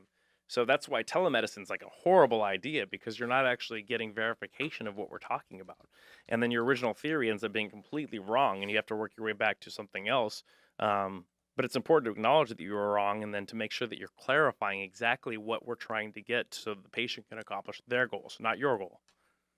What's something that frustrates you that you see going on in the medical community, or with the chiropractic and some of the things that you do? Well, I think in chiropractic, one of the ones, the lack of pragmatic thinking, and some of that comes to not being given a set of tools while they're in school that they can work with. If you're only given a couple sets of tools and you're not of the mindset to where you can go out and get other tools, then either A, you're going to get really frustrated that your outcomes aren't as good as you thought they would and you leave the profession, or B, you'll start to learn to convince yourself that that same treatment works for everybody. And you just keep doing the same thing over and Mm. over again. And neither one of those are really congruent with your words, thoughts, and actions, and getting yourself where you need to be. That's a little bit frustrating because you're not teaching these students the lens that they need to work their way through. As far as medicine goes, I mean, I think one of the big issues is the shortage of doctors. I think that they're oversaturated as far as work. I think that the insurance companies don't want to pay for anything, so they're having to work harder for less money. And really, it's a scam if you think about it. So we have these great students, and they do everything the right way. They have a 3.9 GPA, and they're trying to get into med school. Well, the med schools limit the amount of students that get into it, so they're only going to let 40 in per class. So because there's this supply and demand, what they can do is jack the price of the school up significantly. Right. So now they come out, debt slaves, and that determines how they act in the real world too. So now they may be more inclined to order more tests or do other things that may not be exactly what the patient needs, but subconsciously they know that they have to make more payments. Right. And I'm not accusing doctors of unethical behavior, but I think that finances are a part of our subconscious brain, and if you need money, you may be more likely, even like I said, subconsciously, to recommend something that maybe they don't necessarily need. I see this with chiros. If they have a $40,000 X-ray machine, well, guess what? More people are getting X-rays than they maybe would have ordered if they didn't have the X-ray machine. Right. It's not even necessarily corruption or anything like that. That's just part of being a human being.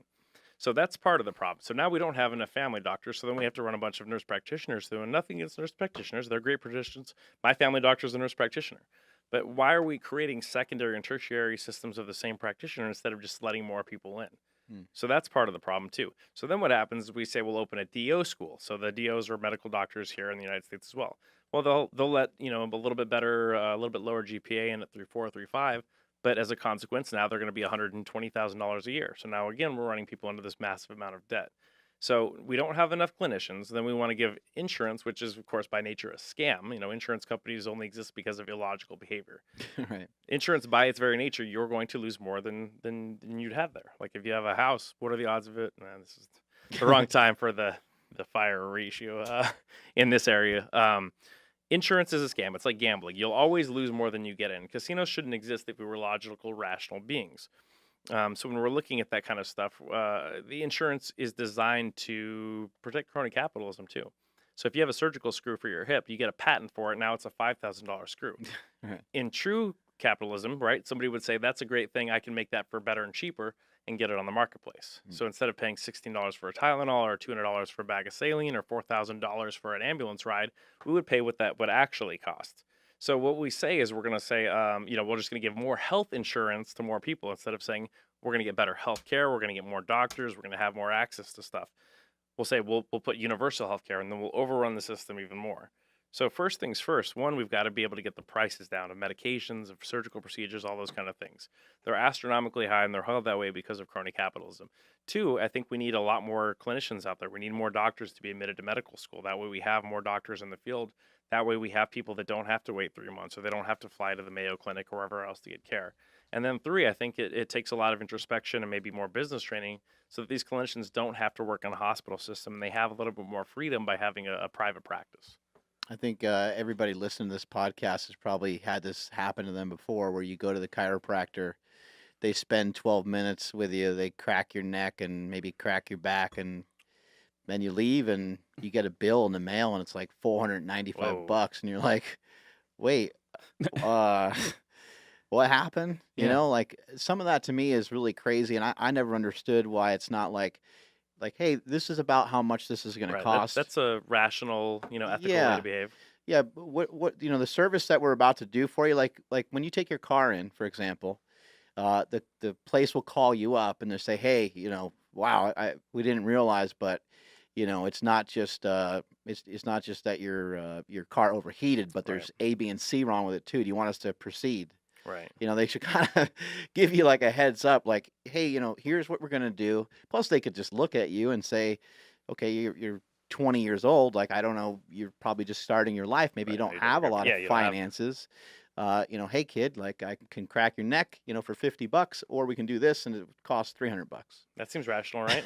Right, but it's not like going to a restaurant where there's the steak costs this much, the chicken costs that much, the pasta costs that much. It doesn't work Well, that way. all healthcare runs like this, right? So, like our rehab tech, she had thyroid cancer, and so she's still paying off $16,000 of bills because she had an anesthesiologist that happened to be out of network that came in when she wasn't awake. Um, so, I mean, people Wow. get saddled with these bills, and there's no way out of it really. And like you said, it's not like, and even as far as quality, there's no guarantees in healthcare.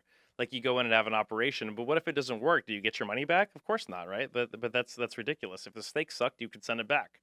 Right. Right. I mean, so that's ridiculous. And that's something we have at our practice. Our motto is results matter.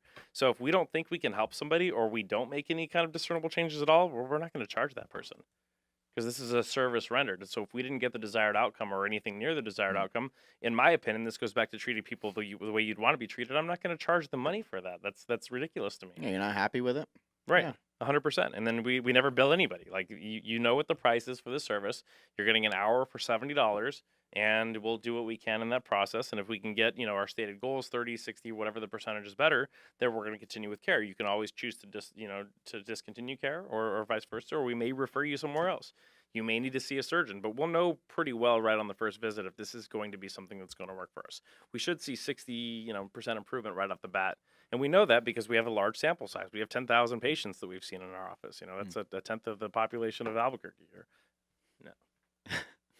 Math is not my forte. Sounds about right. We do have 10,000 patients, but I think there's 600,000 people in Albuquerque. So divide that by the factor.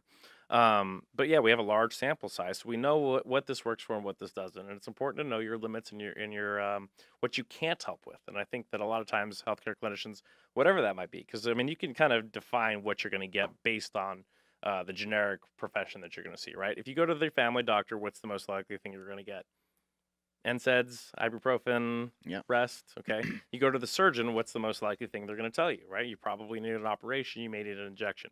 If you go to a PT, what are they going to tell you? Okay, well, you might be out of alignment. Your muscles are weak in certain positions. The chiropractor tells you your bones are out of place.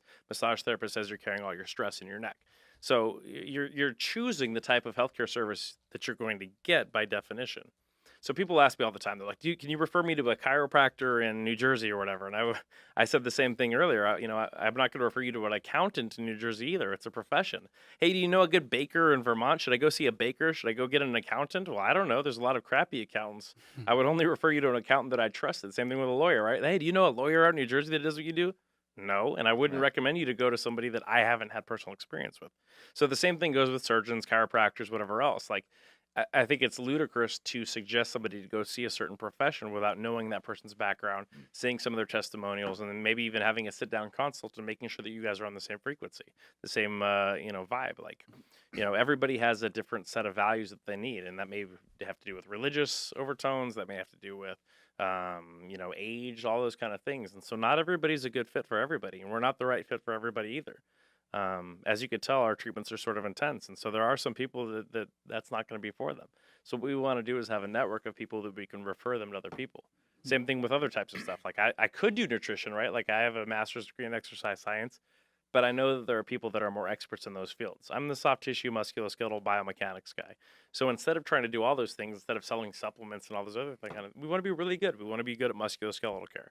And if we need to refer for those other things, we want to have a network of great individuals, at least locally, that we can send to. Right. Is it hard to become a chiropractor? Yes and no. Mm-hmm. So when you look at the statistics, so you have to have a bachelor's degree to get in. So you need 4 years of undergrad first. You need pre-med, biochem, all that other kind of stuff. So the admission rate to most chiropractic colleges is somewhere around 44%. So it's easier to get into than pharmacy school or medical school for sure. Yeah. And that makes sense, right? The amount of liability and all those other things that go along with it, that makes perfect sense. The actual curriculum, and here's some background on chiropractic, which is interesting. So the profession was founded in 1895. Again, we're at a pre-scientific era, so we're talking post-Civil War. Medicine was treating people with castor and mercury, and we were bleeding people still. So the ideas out there were not very good anywhere. So some of the original chiropractic ideas were sort of pseudoscientific. I've heard Joe Rogan talk about it before. Yeah. So, but if we're going to criticize the origins of psychiatry or medicine or whatever else, the origin of everything is kind of stupid because this is a pre-scientific age. So what was going on? They had something called the Flexner Report. So there was a reorganization of medicine in the 19 teens. And so what happened was they were trying to eliminate all forms of what they called quackery. So that included osteopaths who are now medical doctors, that included chiropractors, and lots of other fields of medicine. Magnetic healing was really big around that time. A.T. Still, who was the founder of osteopathy, was also into magnetic healing, which, by the way, of course, there are some nuances to that as well. Like we said, now we know that leeches can help with wound care. We know that magnets can be useful in MRIs. But sometimes our ideas are just off from the beginning, and that seems to be the case with most of those professions. So the AMA put out a smear campaign to try to eliminate chiropractic because they chose not to join the system. The osteopaths chose to join the system, and so now they're essentially medical doctors. They prescribe. And as a result, there was actually an antitrust lawsuit case that was settled in 1982 called the Wilk case. And the AMA, the American Medical Association, and the Academy of Surgeons was found guilty of disseminating false information about chiropractors to the public, to high schools, in an effort to smear them and eliminate them as a competition. And so some of those biases still exist within our society, particularly in older generations. And so it's this weird sort of professional bigotry. Chiropractors, they're in the VA hospital. They work with the Olympic team. Actually, the head of the sports medicine team for the Olympic team for the United States of America is a chiropractor. Every professional sports team has one. They have a niche, right? So they are good at a certain few things. When they try to go outside of those things, we should probably say, hey, what do you think you're doing there? It's like an optometrist. What does an optometrist do? Well, they set you up for glasses. Well, if they wanted to fix your digestive system, you might have to ask a few questions and say, maybe this might not be the right person. Right. So as long as everybody's staying in their lanes and works as a healthcare team, I think we can get the right amount of care. But, understanding the background on some of those professions is kind of interesting. So circling back around to your question, chiropractic has always been in competition with standardized medicine, whereas physical therapists were kind of a mid-level before nurses as well. So the chiropractic education has been a doctoral degree since the very beginning. Licensed to the United States, you're required to call yourself such as the government. But the programming is actually identical to medical school for the first 4 years. Medical doctors then go on and specialize to become surgeons and all these other things. So the actual curriculum is really intense. And we take 4 parts to the boards, just like medical doctors do as far as steps. Whereas our physical therapists just only have 1 board examination. Wow. Even though chiropractic and PT, their scopes are really overlapping. And in reality, at probably some point, those 2 professions should probably merge because they're doing a lot of the same things. Gotcha. Yeah, I'm only asking because, you put out like a feeler on Facebook or something like, oh, like my neck's hurting. Does anybody have a recommendation for a chiropractor? And you get like 15 different recommendations. And I've been to like 3 or 4 in my life at this point. And, like I was telling you earlier, it's like my fiance goes in, she has a neck thing.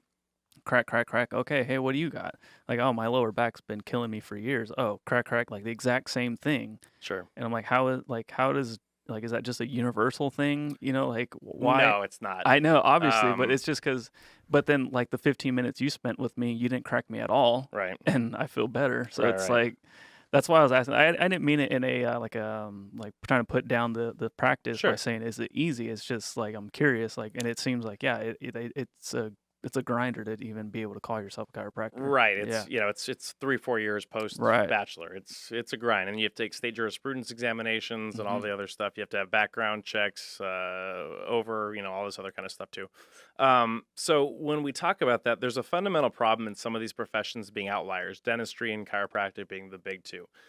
Because those 2 fields, they're both doctorate degrees, because they're not really integrated too much in the medical system, there are no jobs in the hospital, generally speaking. There are select jobs for chiropractors at the Veterans Hospital, VA, but they're kind of few and far between. As a PT, you can almost always get a job at a hospital, same with a nurse. And as a consequence of that, almost every chiropractor has to go out on their own as a business person. Well, every person that goes into healthcare is not inherently going to be a good business person. In fact, in a lot of ways, those 2 things are contrarian to each other. Somebody that spent their whole life working on academia is less likely to be a good business person than somebody that isn't. So now we're expecting these people to be able to run a successful business while managing student loan debt and potentially a business loan, Well, what happens sometimes is in order to survive, sometimes their behaviors start to become repetitive just to be able to make more money.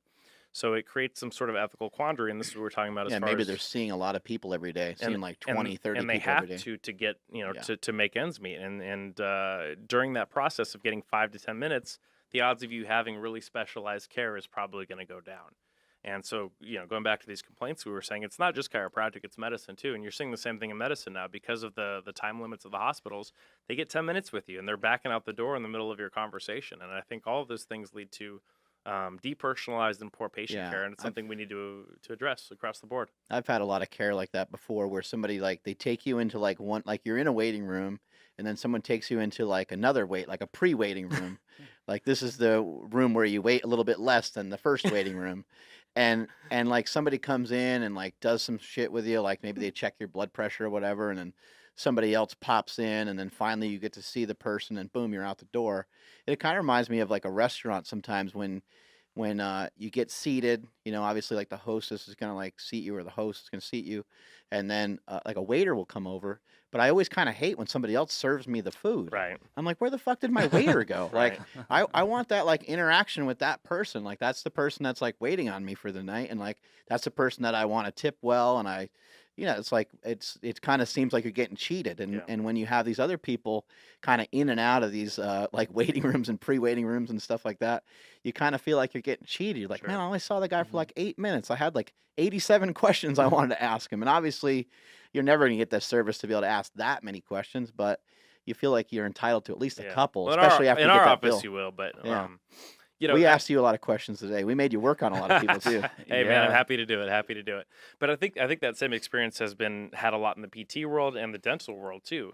In order to get a PT office going, it's a lot more cost efficient for the owner to have a bunch of PT techs and PTAs. So people go in 3 times a week for 6 weeks, but they're only seeing the same PT once or twice. So the old adage, you want 5 different opinions, see 5 different doctors. Right. And so you're getting all these mixed messages, and so the outcomes are not great. Dental office too, right? Like you see your dentist for like 24 seconds.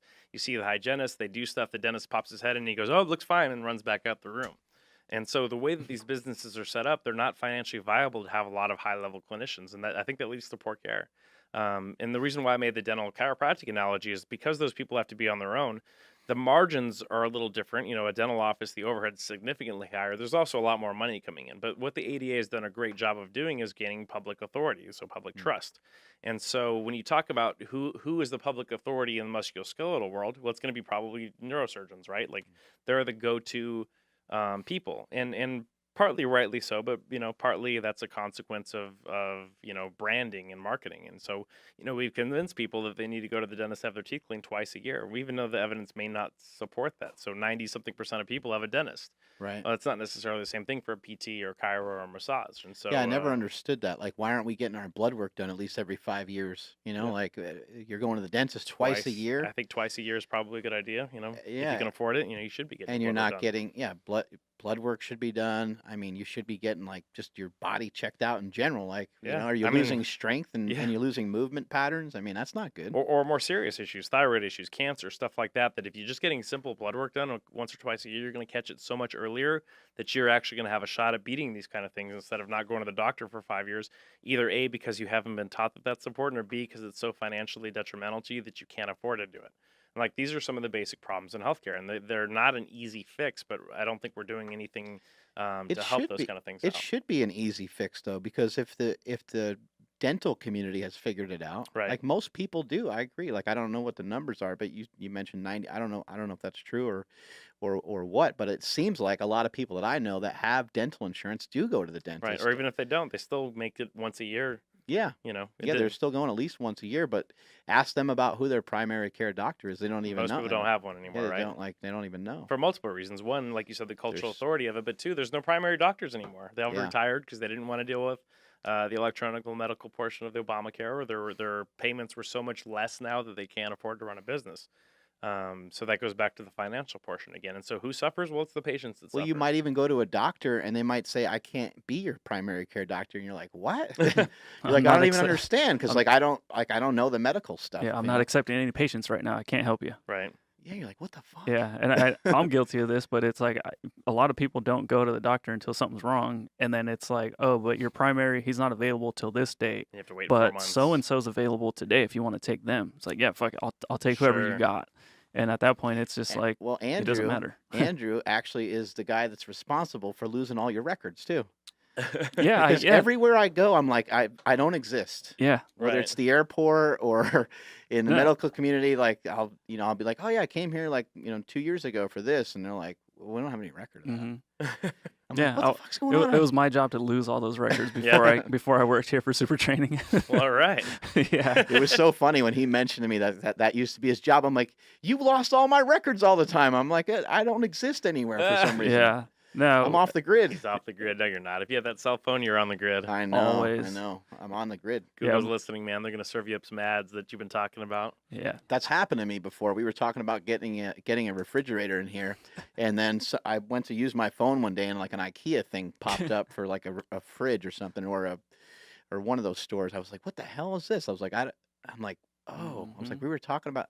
I'm like, no. I'm like, yep, I guess it. Yeah. Well, I guess it is true. it's good and bad, right? Like it makes our life easier, but these companies want all of your information. So when they created Google, they were like, we're going to take pictures all over the web, and we're going to create a browser, and it'll help you find things. And then by the way, we can rate them, and people can pay money to end up higher. But that wasn't enough information. So what did they do? They made Chrome. So they made this really easy way for you to put, because if you just type in the website, then Google wouldn't be able to store your information. Mm. Well, Well, then what happens is they say, we'll link it to Android. So when you get home, Android tells them everywhere you've been.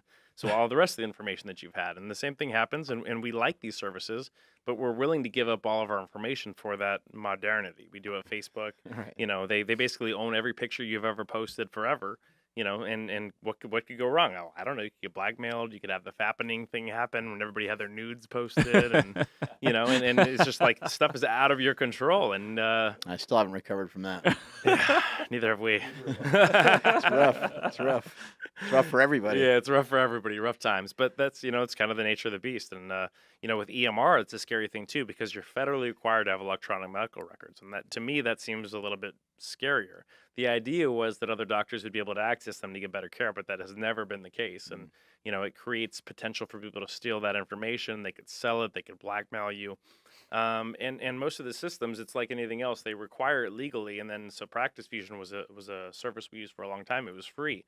Well, of course, it got bought by another company, and now it's $100 a month per provider per year. So now we're running into $17,000 more cost per year, but we're not making any money from it. Right. So we create these laws. It's like auto insurance, right? It's like we mandate it, but anytime you use it, it goes up. Right. Meanwhile, you think about how much money you could have saved on your insurance, not by switching to Geico, but maybe if Geico wasn't spending billions of dollars advertising every year, maybe that money could go back towards your pot. Right. God forbid, Have you ever noticed any supplementation having any sort of impact on anybody's pain? Help manage some of these tissue Yeah. issues. Some of it's anecdotal, and because the research is always changing. It's like glucosamine. For a while, everybody was like, "Yeah, that works," and then the research came out that said it didn't really work. And when you look at statistically, we talked about this before, nothing really works when you look at research. So even if you look at ibuprofen and Tylenol, in most RCTs, they don't do any better than placebo. I don't agree with that. I think there's some outliers to that, and I kind of feel the same way about a lot of these other supplements. So there was some research that came out recently about heart disease and fish oil, that it may not reduce the risk. So everybody's like, don't take fish oil anymore. Well, that's not really true, because it does thin your blood. It does decrease inflammation. That has been shown scientifically over and over again.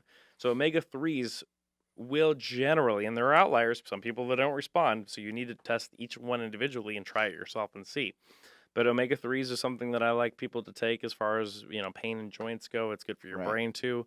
Omega-7s, I'm a big fan of omega-7s. I do take CBD personally myself. There's a brand out there that I've been using called Glow that I've had more success with, less inflammation.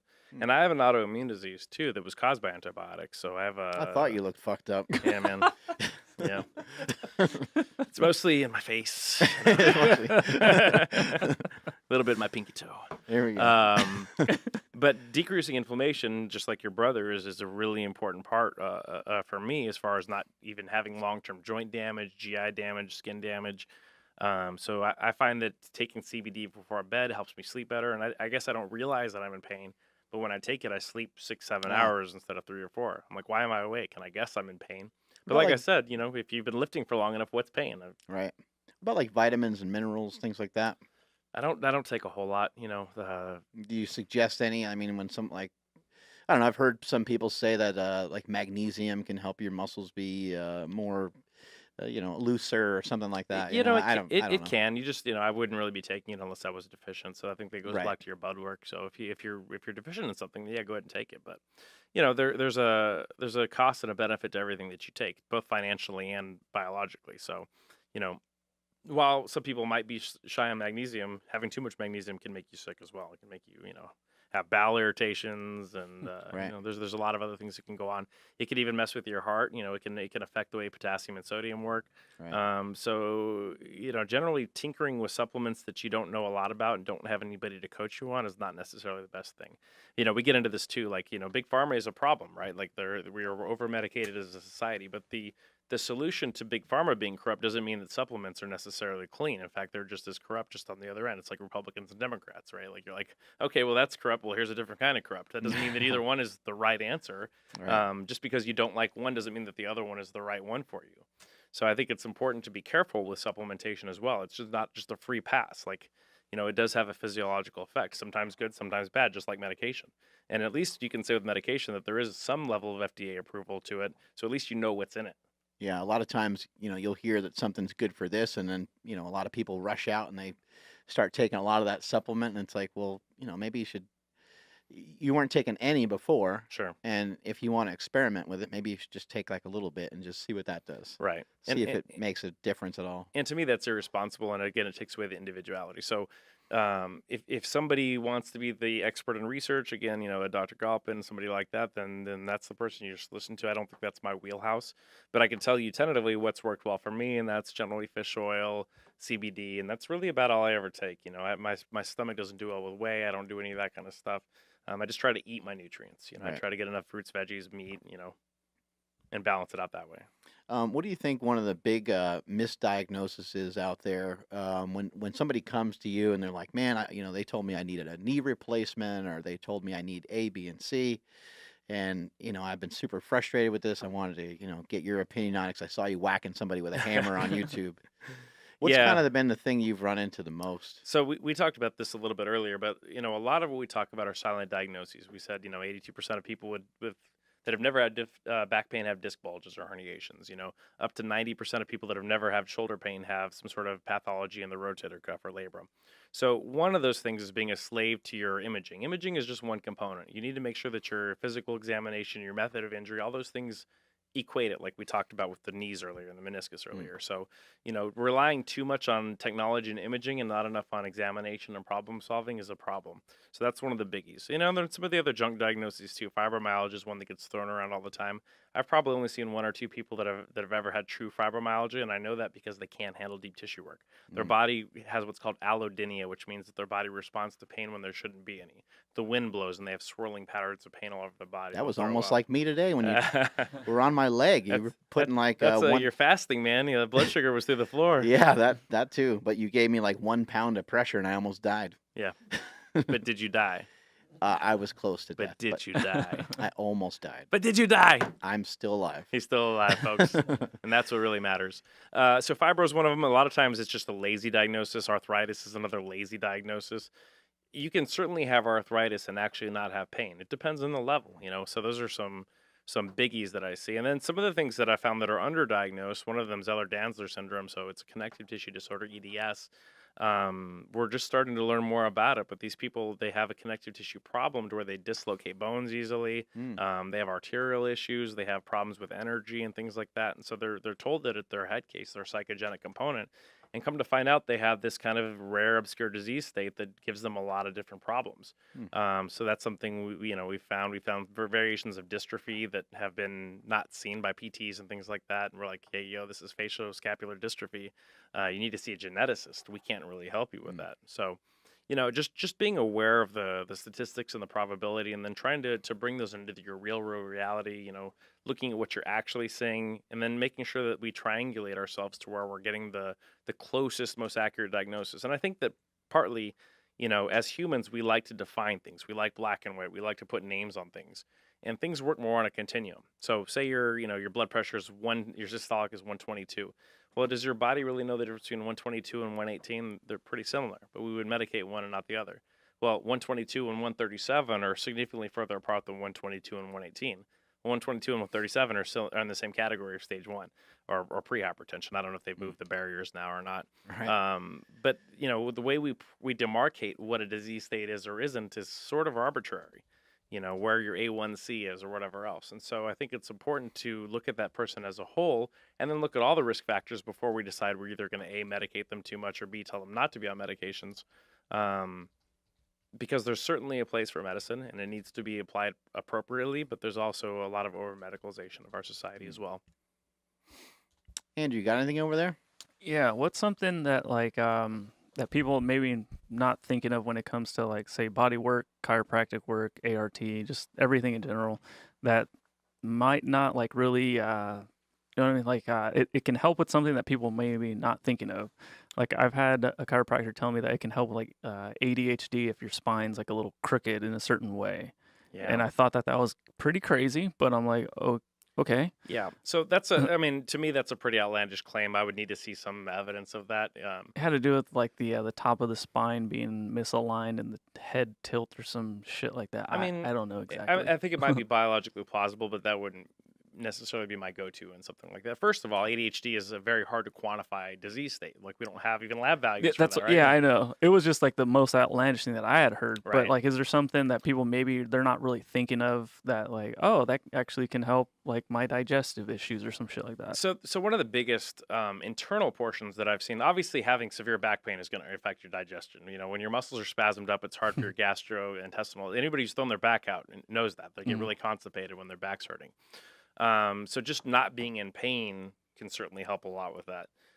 As far as internal stuff, I'm not one to much believe in the subluxation theory or think that things connect to the organs in that manner, but we have seen some things. There's some research that supports it, that the upper cervical spine, the neck, those areas certainly cause headaches. They cause, the ophthalmic referral. So if I push on C1-2 area, you'll probably feel pressure here. Wow. So when your upper neck gets really tight, you can certainly get headaches, foggy vision, and you'll go to the optometrist and your vision's actually fine, but you feel like you're sensitive to light, even grumpy. So one of the best ways that I found to address that is just get like lawn furniture, like something that you would have in your patio, scoot down, get the hard part right underneath the base of your skull. And there's 3 parts that I would hit. One is the nuchal ligament, so straight under the center, under the skull. And then the mastoid processes where your SCM's attached on both sides, and just put pressure straight down into it like that and kind of rock your head back and forth. That'll help a lot of people's headaches. It'll help their vision. Manipulation can help with that too, but again, if there's a less invasive way to do it, I'd rather do that. Gotcha. So that's one of the biggies. And so going back to the original chiropractic story, one of the interesting thing is the guy claimed to cure deafness by adjusting the person's upper back or neck, allegedly. Right. So nobody actually knows if that's true or not. It's a first person, narrative. So we don't even know if he actually believed that, if that's what actually happened. But there are a lot of documented cases in the literature of somebody having trauma to their neck and losing their hearing as a result of that. So if that trauma can cause a loss of hearing, then theoretically, potentially, you can make somebody's hearing better by making their neck better. Now, define deafness. Well, do we think a non-medical doctor in 1895 really knew the definition of what deafness is? It could be tinnitus, Meniere's. There's so many things that could be deafness. If your hearing was a little bit better, we think somebody that was a salesman might turn that little bit better hearing into I cured deafness, and now it turns into this tall tale. I mean, there's just a lot of variables that go into that story. So I think it's very I think it's a cautious tale to try to take something literally like that, especially from somebody that we're 3 generations back. Right. We tend to not listen literally to a lot of stories from the medieval times, 1800s, the Industrial Revolution, because nobody was actually around back then that can give us first-person accounts. And the history is always written by the victors, and sometimes the victor isn't necessarily a war victor. It's somebody that, he passed the story on to his son to impress him, and that turned into a tall tale. So, instead of judging something like that, I think a little nuance helps. Gotcha. I have a really good and hopefully not too unhealthy habit of like popping everything. Like I'll crack my neck, I'll crack my back. I've been popping my knuckles left and right. First off, what makes that sound? Yeah, so we think what makes that sound, and nobody actually knows for sure, right? So there is synovial fluid in your joints, and there's a certain amount of gas that's distributed within that. And what we think happens is there's a circular shape to a joint. And so when we deform it, what happens is there's a pressure change on the end. And so the gas bubbles will form almost like a bubble up against that barrier. And when that bubble breaks is when we get that cracking sound. The gas distributes throughout the joint. We think that what happens is there's some sort of stimulation from the gas itself onto the joint mechanoreceptor, and that has a neural feed loop to the muscle associated with it. And what we think is that when that happens, it relaxes the muscles associated with the joint, giving you 20 to 30 minutes of relief. So that crack is associated with full range of motion in a joint. So if a joint is stuck, cracking it is a good way to get it unstuck. But the thing is, if you've already cracked it, the likelihood that it's stuck isn't very high. So you can pop it without it actually being stuck. And that's what will happen when you're having to crack something over and over again, but it's not actually really changing much in the long run. So is it bad that I do that? Probably not. So they've done some studies. They've actually done a hand-to-hand study where somebody cracked their knuckles on one hand for years and years and years, and the joint that actually cracked their knuckles the most was healthier than the one that didn't. Oh. And so one of the theories we think that might happen, why we start to get so osseous as we age, is maybe we don't get our spine cracked enough. And I'm not saying it needs to happen often, but if that joint doesn't move for a long period of time, what happens is our body will start to ossify it, put connective tissue down, and then you'll never get the range of motion back. So if you don't use it, you lose it. We think what might happen in some of our spinal joints is if you don't get motion in there for a long period of time, you'll never get it because your body will solidify those areas. So in general, cracking is probably a good thing, but not all the time. All right, I'll try to keep that in mind. Well, too much of anything is bad, right? Right. So so they have something called over manipulation syndrome. So this is when somebody's been manipulated too much. And when I say manipulation, I mean cracking. So if somebody goes to a chiropractor, a PT, or whatever else, and they crack them too often, when you crack somebody, you're taking a joint to its end range of motion. So what limits the end range of motion? Ligaments. So what happens if you continually push that envelope too much, those ligaments become lax and they overstretch, and now you have no stability to those spinal units. And so the last place you want instability is in your upper cervical spine or anywhere in your spine. So, it has its place, but again, too much of anything is a bad thing. Stem cells? It looks promising. It looks very promising, and there's a lot of different variations of them. There's the mesenchymal cells. There's PRP. There's the ones that they draw from your bone marrow. I think regenerative medicine will probably be the future. We just don't have enough data on it to know exactly when and where to apply it yet. It does make a lot of sense in tissues that are lacking vascularity or connective tissue, discs, things like that, to try to stimulate those areas. And anecdotally, we've had a lot of patients do really well with PRP and stem cells. Yeah, PRP. What's a PRP injection? So PRP, that's a platelet-rich plasma injection. So they take your blood out, they centrifuge it, they take the one portion back out, they inject it in an area that doesn't have good blood supply. So that will stimulate healing in that area. Do you think we can inject almost anything in there and have some sort of result? Because sticking a needle in something like dry needling, right? Something like that. And I know, when I was at Westside Barbell, I mean, these guys did all kinds of stuff, but they would just inject saline solution. Sure. And it's like they felt relief from that. I don't know if what science shows about it, but so they did that quite often. Yeah, when you look at the research, actually, a lot of times saline injections do just as well as cortisone injections.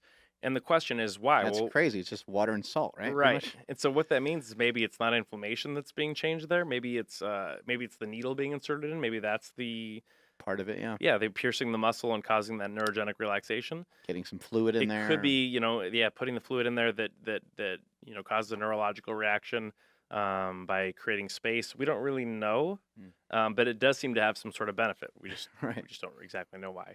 And the truth is, in medicine, we don't know much yet. Medicine is still a baby. It's still an infant. We're still trying to figure things out. And because people want so much certainty, they get so obsessed with science and pseudoscience. And let me tell you something. Medicine is the least scientific field that there is. I think like 51% of all medicine has some sort of evidence basis whatsoever.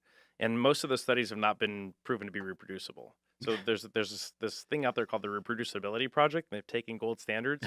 You're less likely to get published reproducing a trial. They want new stuff. They want something new to publish you in the literature. So when they've gone back and taken those gold standards, I think like 32% of them actually ended up being reproducible. And these were considered the gold standards of our time.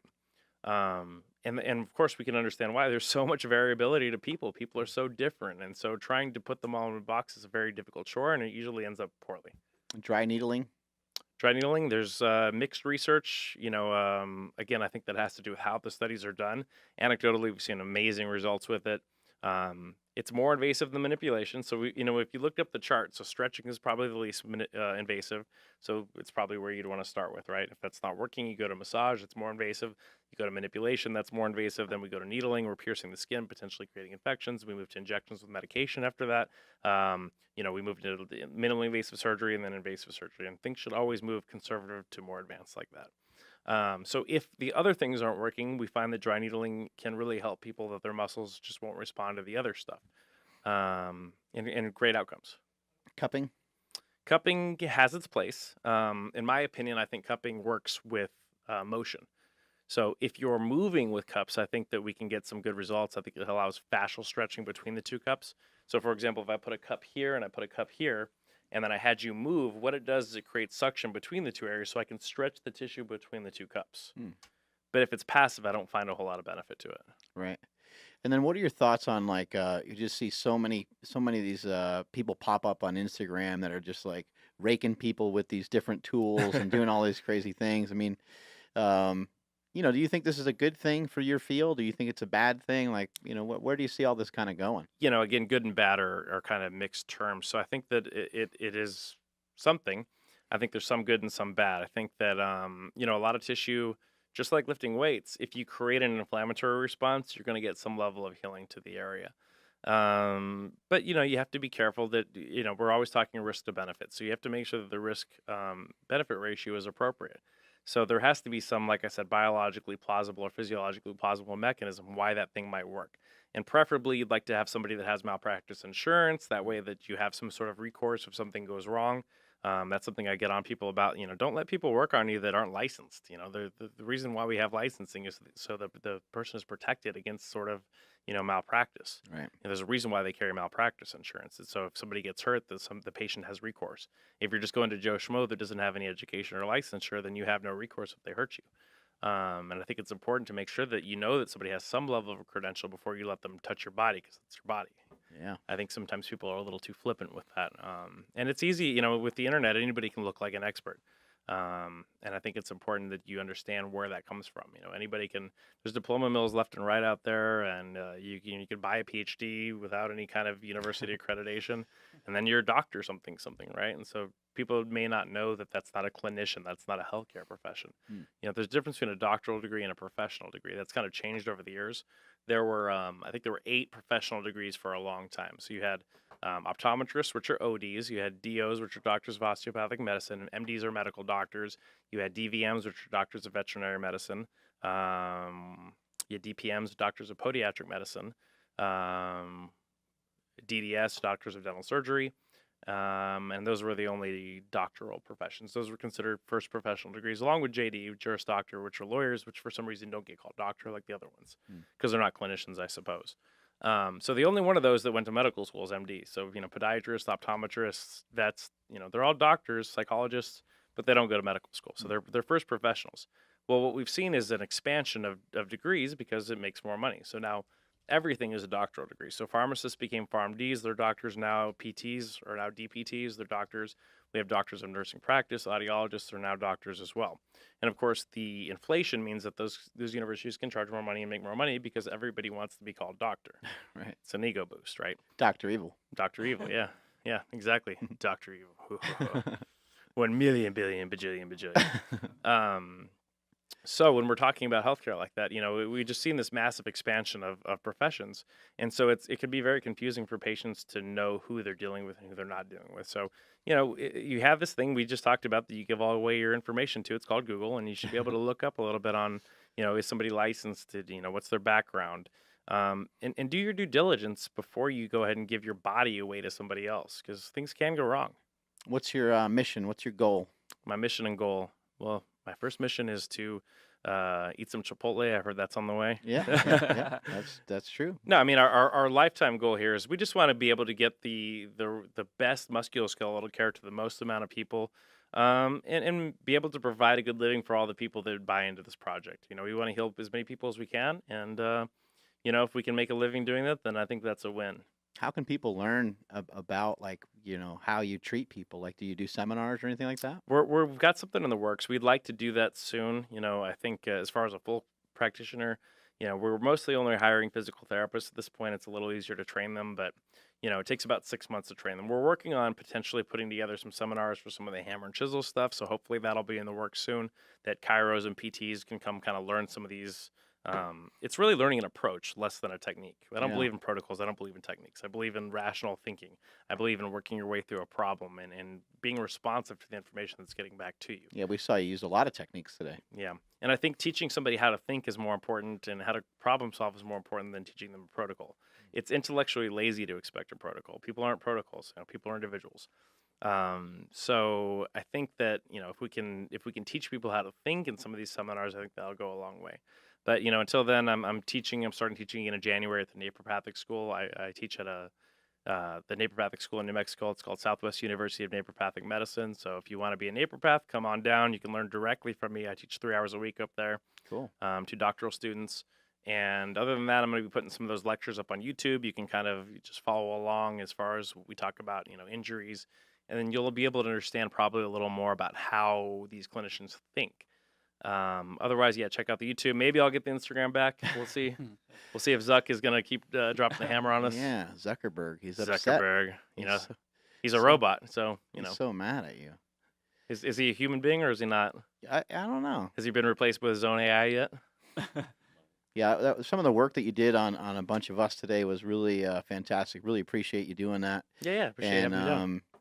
I legitimately felt better when you were working on my hip, and obviously it felt worse first because you were kind of digging in there pretty good on a couple tight spots, but it worked really well. And I think Casey, out of all of us, was probably like the most amazed because he's just had a hard time. His whole side of his body was shutting down, trying to do push-ups. He was pushing all crooked and everything, and now after you worked on him, I mean, we saw it firsthand today. So thank you so Yeah. much for coming out. Really Yeah, man. appreciate it. Thanks for having us. That was awesome, man. Thank you so much. Strength is never a weakness. Weakness never a strength. Catch you guys later.